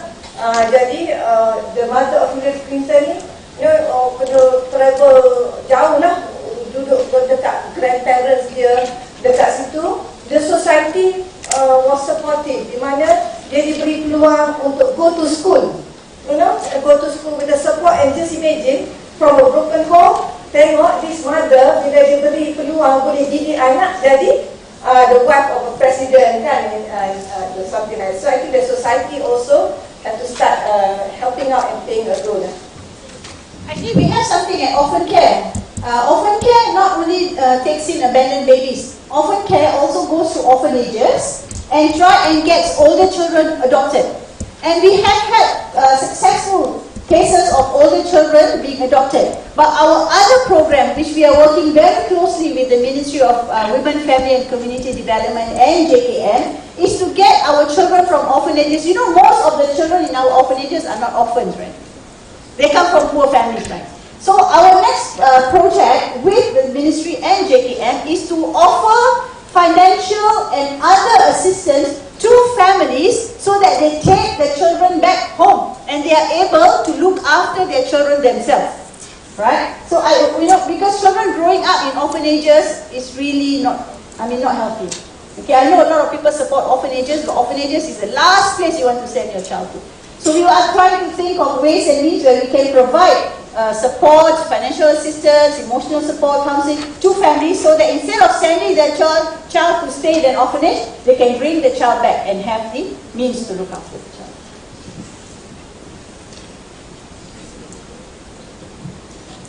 From NGOs, sir.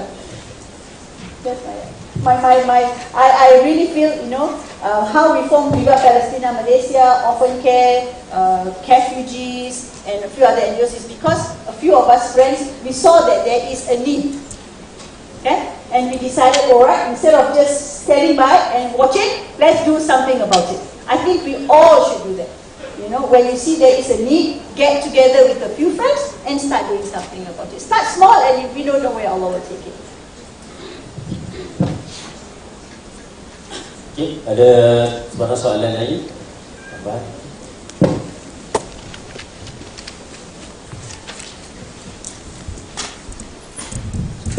Okay, saya cuma nak share pasal yang ada sesetengah family, macam contoh yang saya cakap tadi, JKM memberi bantuan kepada ibu bapa dari segi keuangan. Ada di kalangan ibu bapa yang menyalahgunakan bantuan yang diberikan. Maknanya walaupun dia dapat bantuan untuk menjaga anak dia, tapi dia tak menggunakan dengan cara yang betul lah. Maksudnya dekat situ, mungkin itu salah satu sebab kita faham tadi, apa-apa tindakan pun hasilnya lebih daripada zero. Mungkin ada sedikit membantu. Itu satu. Lepas tu, ini sedikit pandangan daripada saya lah.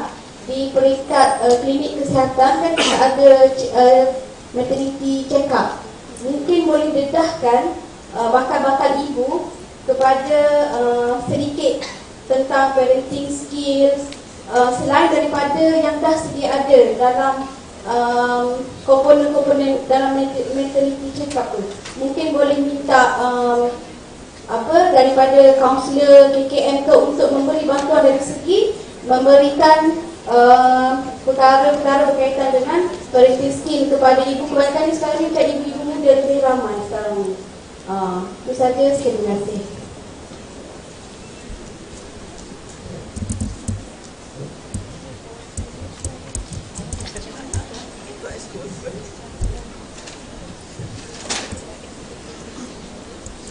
Parenting sebenarnya bermula dari remaja lagi. Kita patut kongsi ilmu ni semasa dia remaja sebelum dia dewasa untuk menyediakan diri lah untuk berkahwin tu. Jadi mungkin itu satu cara dia lah untuk kita dapatkan ilmu ni. Macam contoh method saya nampak sangat-sangat berkesan. It is actually Bila kita buat program untuk youngsters, kita ada youth program untuk student university. And I always tell them this is a parenting course for you, preparing you for when you get married. So mungkin itu satu cara lah. Tapi yang dah sedia ada, itu yang nak kena cari mekanisme macam mana lah untuk nak sampaikan. Sebab benda ni dia ambil masa dan nak kena atur. Mungkin kita tengok PIBG ke, PIBG salah satu caranya. Pun salah satu PIBG nak dapat parent datang, kalau skor rendah, okey lagi. Skor rendah, parent tak nampak juga. Itu kita punya masih lagi nak kena tengok lah macam mana cara itu. Kalau ada cadangan, mungkin kita ada anukan, kita ada JAKIM di sini, ada PKN mungkin ada kot, wakil. Ya, kita ada banyak wakil NGO dan juga institusi di hari ini.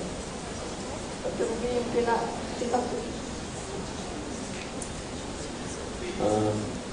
Alright, betul. Sikit saya tahu. Kemudian tadi Ustazah ada ulang-ulang banyak kali kepada tuan-tuan dan puan sekalian yang mana ada kapasiti untuk form team untuk buat satu projek ataupun ada kapasiti untuk orang kata organize program sebegini. Ya, rasanya sekiranya tuan-tuan dan sekalian rasa ia sangat berguna jika disampaikan di kawasan tuan-tuan dan puan sekalian, maka buat kami itu Khalifah ya, sampai Khalifah kita terbuka kepada jemputan. Jadi kalau kami sendiri nak buat macam sekarang untuk kami masuk ke sekolah-sekolah untuk beri macam saya sendiri sebelum ni berada dalam bahagian training ya sampai ke Khalifah, nak masuk ke sekolah tu bukan sesuatu yang mudah. Kami kena go through PPT, kena masuk ke Kementerian Pendidikan, kena masuk ke jumpa pengetua sekolah pun kadang-kadang sampai pengetua sekolah reject.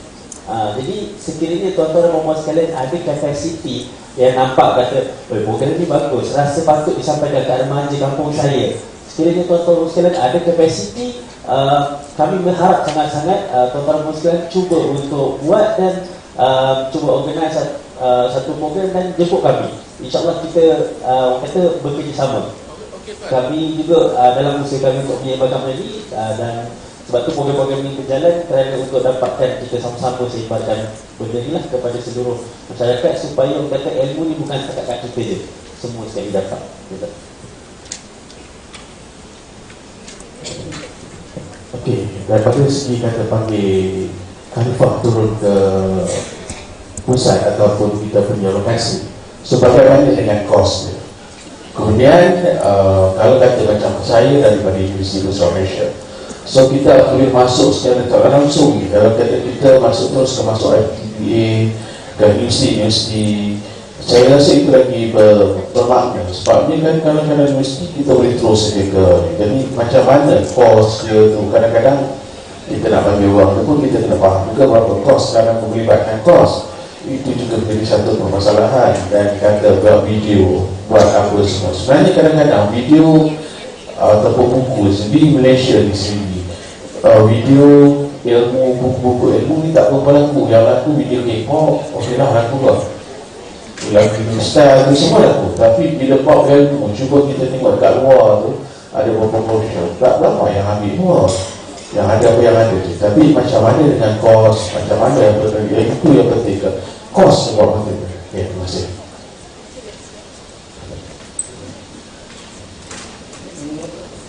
Kos dia boleh dirunding.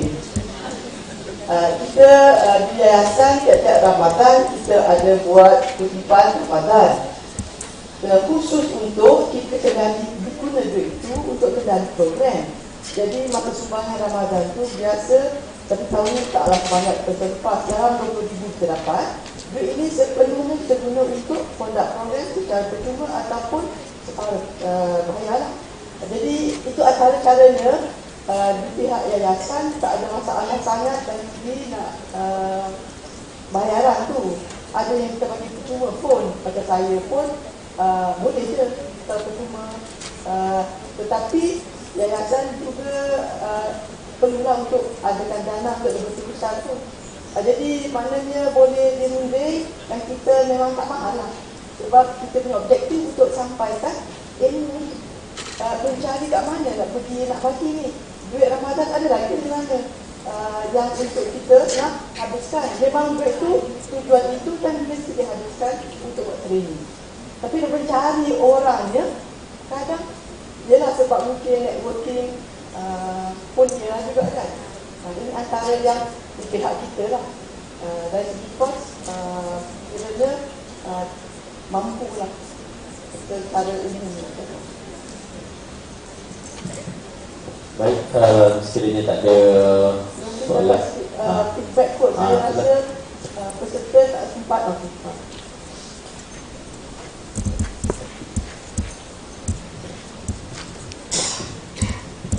Bismillahirrahmanirrahim. Saya Muhammad Amin daripada Daulatul Sakinah, Pusat Bimbingan Remaja Puteri.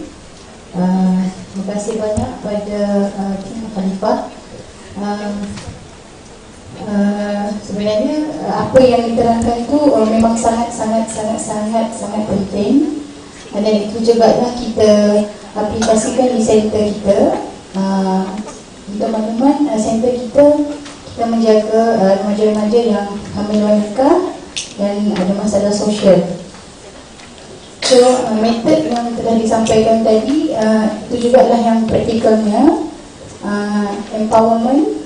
Sebab anak-anak remaja ni dia sedang bina percaya diri dan beri ruang untuk orang lain pun percaya dia.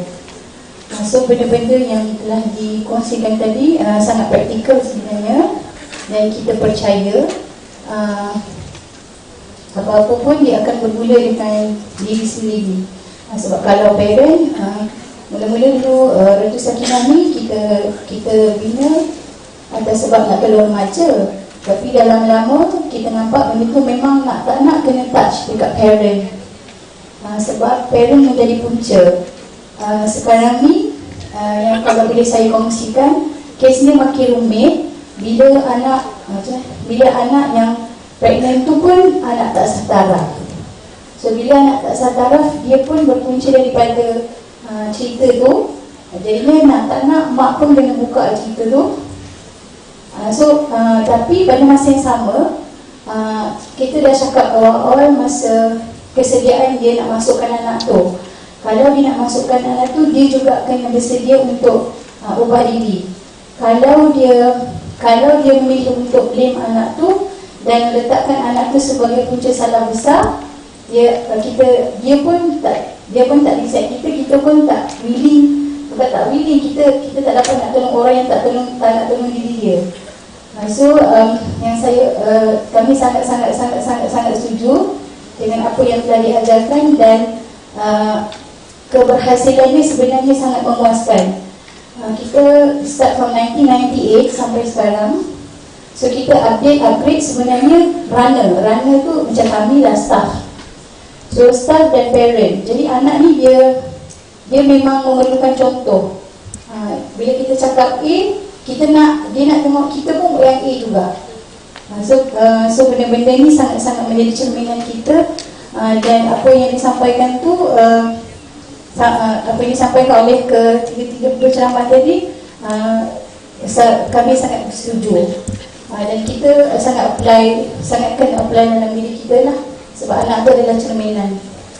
Lagi satu saya nak tanya dekat Dr. Alimi. Satu soalan tentang anak-anak yang peringkat awal kan. Kita nak pilih anak kita jadi diri dia depan kita, ataupun dia jadi diri dia depan orang lain. Maksudnya macam contoh anak kita kecil, depan kita dia lasar, dia tantrum, dia manja, marah-marah. Tapi bila kita hantar anak kita dekat orang, pengasuh kata, bayi anak awak. Tapi bila dia balik rumah, dia macam lain kan.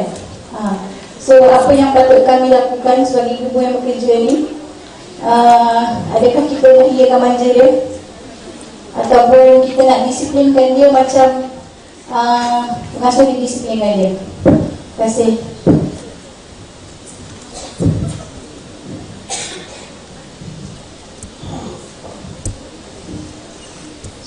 Sebenarnya anak kita ni depan kita ke belakang kita ke, dia kena sama sebenarnya.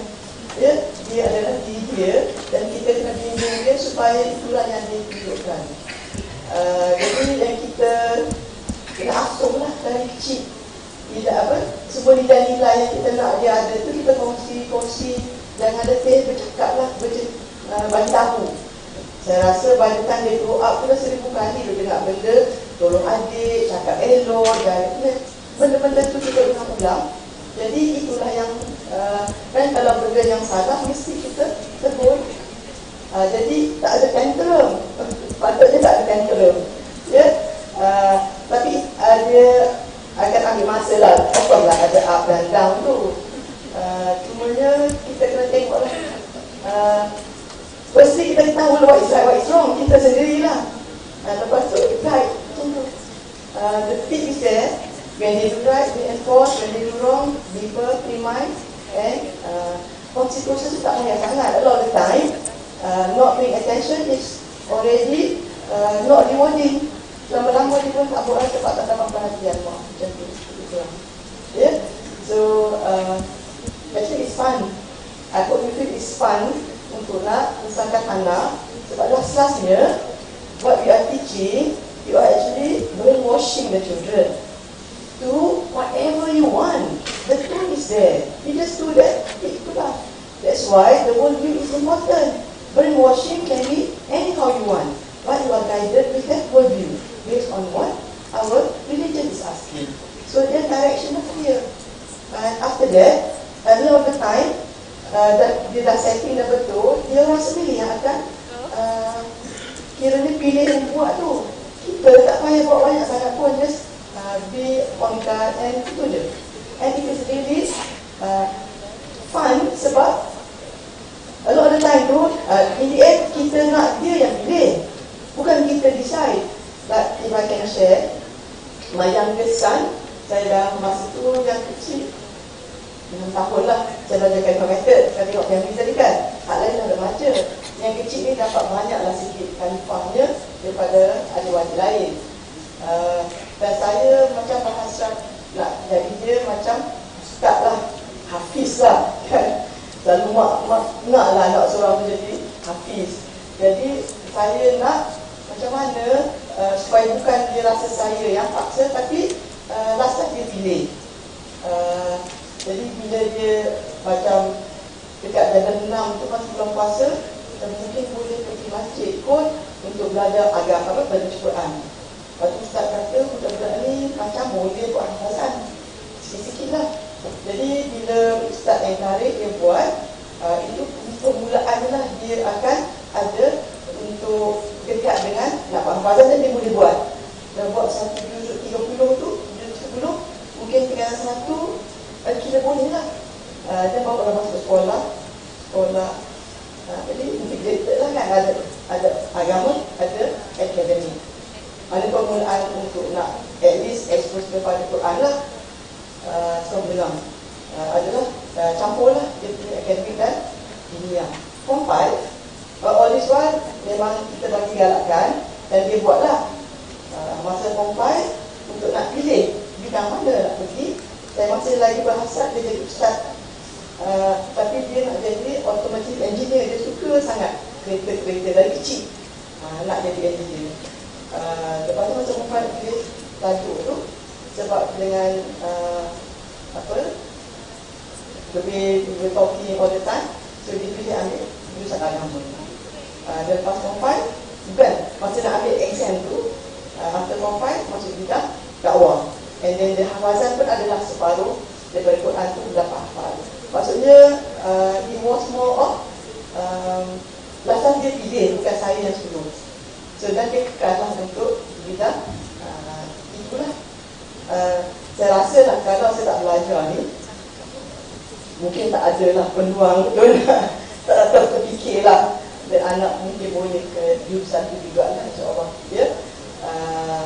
Dan banyak juga macam Azhar kata lah, kita banyak juga yang buat tak betul, salahnya, tapi continue ya, untuk aspek tegas tu lah yang banyak sangat kita nak kena tahu nak buat tegas tu lah. Bila dia buat salah, how do you address? Communication is very important. Maybe one other that I would like to share about being tegas ni, anak kecil tu lah yang buat hafazan tu. At one point, masa sekolah menengah, dapat laptop, and then one time we found out he was using the laptop untuk pergi site-site yang permulaan itulah, yang questionable tu kan. Nasib baiklah dapat kita discover awal. How do you feel bila kita, saya lah suddenly realize anak ni yang bilik kecil ni pun boleh terjebak untuk nak pergi ke arah tu. A lot of the time kita rasa apa? Kita rasa dah gagal lah. Hafiz dari kecil boleh masih buat benda yang salah. Jadi macam mana kita nak address tu? A lot of the time kita akan emotional dan macam mana nak handlekan dia. Dan saya fikir juga we have to be firm but have to be kind. Macam mana dan akhirnya kita nak dia sedar dia tak akan buat lagi. So benda ni the approach that I was using when I first found out, fikirlah macam mana aku nak tegas tapi tak lembut. Nak kena find how to communicate. Once you get there, macam senang nak bergerak. Selalunya bila kita nak buat yang secara ikhlas tu, hidayah datang dia kan.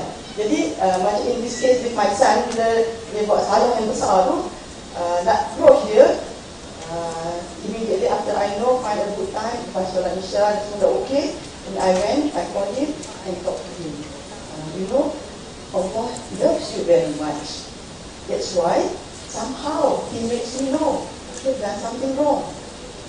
So that one was macam dia rasa tak tergugat kan. Allah loves you. That's how somehow I get to know I'm okay. No, I am open, but one thing I won't tolerate is you lie. Now, please tell me. I can be open, but I don't tolerate that you lie. So tell me what happened. Dia cakap macam tu, dia akan open up lah. Ya, kalau macam mana lah kita ni macam ni, kan dah belajar Quran kan tu, kan tak faham lagi, kenapa buat juga. Dia akan tutup. Ya, so last time kalau dia cerita tu macam nak belajar, tak tahu. Tapi saya juga, ada juga lah konsekuensi seterusnya. Kita nak kena ambil tindakan kalau the next step will be to take away the laptop lah. Tapi saya tak terus cakap macam tu, tengok macam mana dia nak buat. Jadi bila dia cakap macam tu, tak sebut lagi tentang konsekuensi lain, and then tengok apa tindakan dia. And dia sendiri, saya nampak, tak pegang laptop kot. Kejut lah kot macam. Dia tak perlulah the next consequence nak tarik balik. Kadang-kadang kita cepat apa nak denda, tak usah. Tengok, tak boleh ambil dah. Komputer ni tak terpakai lah. Kan? Jadi, dia lebih kepada nak kena fikir tu lah. That is what being firm and kind is about. Thinking, communicating, and it goes on lah. And I think one thing we should be, I think all group pun kan, remaja akan sentiasa buat salah. Expect them to do wrong. But how do we address this? How do we move on? So don't ever kill yourself or blame them. It's just a matter of bila dia besar, insyaAllah okey lah kan. Itu okey lah. Okay. Mungkin saya nak sedikit tambah lah kalau soalan di puan tadi. Katanya kalau anak di depan orang lain macam ni, depan sendiri orang lain kan. Satu, anak kita ni kalau kita faham anak kita ada love language dia sendiri. Dengan kita love language dia lain, dengan orang lain love language dia lain. Okay, sama juga lah macam saya sendiri cikgu di sekolah. Kadang ada parent juga, kenapa anak lagi dengar cakap cikgu banding cakap mak ayah kan. Sebab mak ayah ada love language dia dengan anak-anak. Dan satu, macam saya cakap tadi, kita jangan pun blame dekat anak-anak. First kita kena tengok kita balik lah. Sama juga macam saya pun cikgu kan, kena tengok balik macam mana kita treat anak, macam mana kita layan anak murid. Macam tu juga lah. Kalau kita dekat rumah, mungkin kita penat balik kerja, anak balik naskah. Kalau tadi dah dengan cikgu je, maka dia balik tu dia nak bermanja dengan mak dia, maka banyaklah kerenah dia, mungkin dia nak untuk dia tarik. Dan kita balik dalam keadaan penat tu, mak dah penat, main dah sendiri semua, buka TV lah. Maka jadilah yang dia sebenarnya bukannya dia dekat depan orang lain dia jadi orang lain, dekat depan kita dia jadi orang lain, tak, itu diri dia. So maknanya kat sini banyak benda kita perlu ambil kira, banyak benda kita perlu muhasabah. Mungkin cikgunya layan macam ni, mungkin kita layan macam ni, mungkin kita perlu cari jumpa dengan cikgu, cari satu frekuensi yang sama, macam mana jalan kerja nak jadikan anak ni sentiasa macam ni. So So banyak benda yang perlu diambil kira, bukan pada satu part sahaja.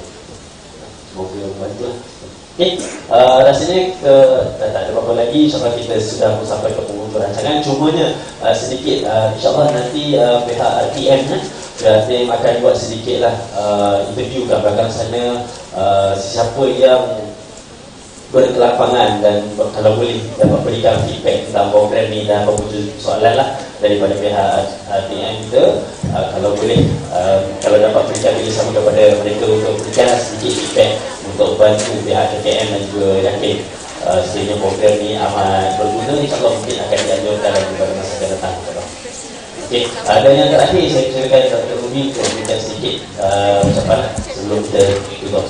Okey, untuk sebagai kata penutup ya, thank you very much semua yang telah hadir. So hopefully you have gained something from this short one day punya ni. Tapi harapan kami adalah ya, supaya when we go back use this knowledge wherever, bukan saja KKM banyak keluar ya, sebab we have many contact points dengan parents, dengan teenagers, dengan anak-anak kan.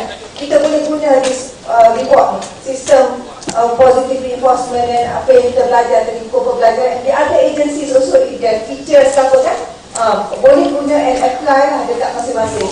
I just want to share I find this masa I was exposed to this Khalifah method so masa tu anak saya dah teenager, and I thought it was tak ada harapan kan, sebab dah terlepas the crucial early phase tu kan. Tapi I realise that bila I apply, understand betul-betul, believe in it truly, that it is a law kan, a law, if you apply it correctly then it will be ni. Tapi it involves a lot of parents ni itu, you have to change how we treat our children. Sebab kalau dulu marah-marah kasar-kasar tak boleh, sebab the role modeling. So if bila kita faham benda ni, that anak ni macam sponge kan, dia absorb, dan kita cuba change our ways, then insyaAllah memang I have seen my own children, it works lah kan. And then itu yang kecil senang, sebab dia mudah dibentuk. Sebab malam-malam Khalifah ada jual the bedtime stories tu kan, gentle reminders for little Khalifah. I used to read that one because dia ada simple and message jadi budak-budak baik kan. And there's also a lot of books in Amazon.com mana-mana yang you can read bedtime stories kan. So but for the teenager, the crucial thing about teenager is it is still not too late. Pentingnya repo. Macam Sister Azhar small tips, I use it also. Macam time makan tu kan, pikan, jangan masuk heavy stuff kan. Tanya dia apa dia buat, apa semua tu, get to know them. And once you dah change, ni yang kami bagi juga kepada masa kami buat bengkel dengan Jubana, dengan parents Jubana ya. We all bagi dia tips macam ni. Balik rumah nanti, cari 5 benda, at least every day, find new things. 5 benda that you can appreciate. Thank your husband ke, your son ke, your daughter ke, cari, tukar lens kita, cari benda baik, and when they do good things, puji. Puji. Dia ada banyak cara puji tu kan, many ways kan, dengan kata-kata pujian, dengan attention, dengan apa semua. And then another thing, very powerful to me, because dulu I don't hug my children. Kita kan budaya mak ayah kita bukan budaya hugging kan. So I hug, I start the hugging tau, my children, my son. Kekok kalau nak hug my son macam keras, macam batu, macam tu kan, tak reti. So kita pun ajar dia, come on ni kan. So I teach them to hug, kiss them ni. So sekarang kan, just by simple hugging and appreciation, I notice that dapat. So bila dia dapat, dulu dia don't want me to be their Facebook friend kan? Dia tak nak like me as a friend. Tapi bila ni I change, I seal my mom dalam bebel kan, dengar dulu tips kita, listen first, and then always kena kerja kuat lah sikit as parent. Think of how you want to. I always remember gentle reminders. Macam mana kita nak tegur anak-anak kita dengan berhemah supaya dia orang tak tersinggung hati dia orang kan. So I think these are the simple tips lah yang if you really apply it well, insyaAllah it will work lah kan. And then satu lagi, from hari ni I selalu because this is a short one kan, I believe in that reward, ganjaran tu. Just remember last time the Quran dah bercakap kan, you teach your children to pray at the age of 7, kan?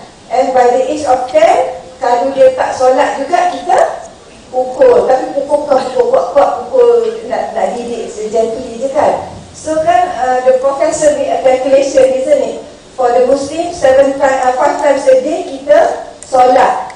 Maknanya 5 kali satu hari. Daripada 7 tahun sampai 10 tahun, berapa tahun? 3 tahun. So 5 times kali dengan 365 days in a year, kali dengan 3 tahun, maknanya suruh dia kata suruhlah anak, maknanya gentleman, suruhnya elok. Kalau tak berjaya tu baru dah hukum. Maknanya banding dengan hukuman tu, reward tu kena berapa ribu kali. Reward tu barulah kita boleh. So that's why I start changing my style. Jangan hal sangat dia orang, make sure fikir dulu supaya kita tak menyinggung, and it will, insyaAllah it will turn out well. So I hope you have learned something well, and thank you very much. Baik juga KKM and pihak JAKIM, terima kasih banyak-banyak kepada Khalifah Institute. Terima kasih banyak-banyak kepada our co-partners, JAKIM for sponsoring this program, and also thank you very much for you all for being so attentive, and lastly to all my urustia lah yang Ustazah Lidia mana, Mr. Mimi, Dr. Amal, and all the team yang bertukus-tukus untuk menjayakan program ini. With that, have a safe journey home. Thank you very much. Terima kasih Dr. Ubi. Coba kita lanjutkan program kita dengan bacaan tasbih kafarah dan salat.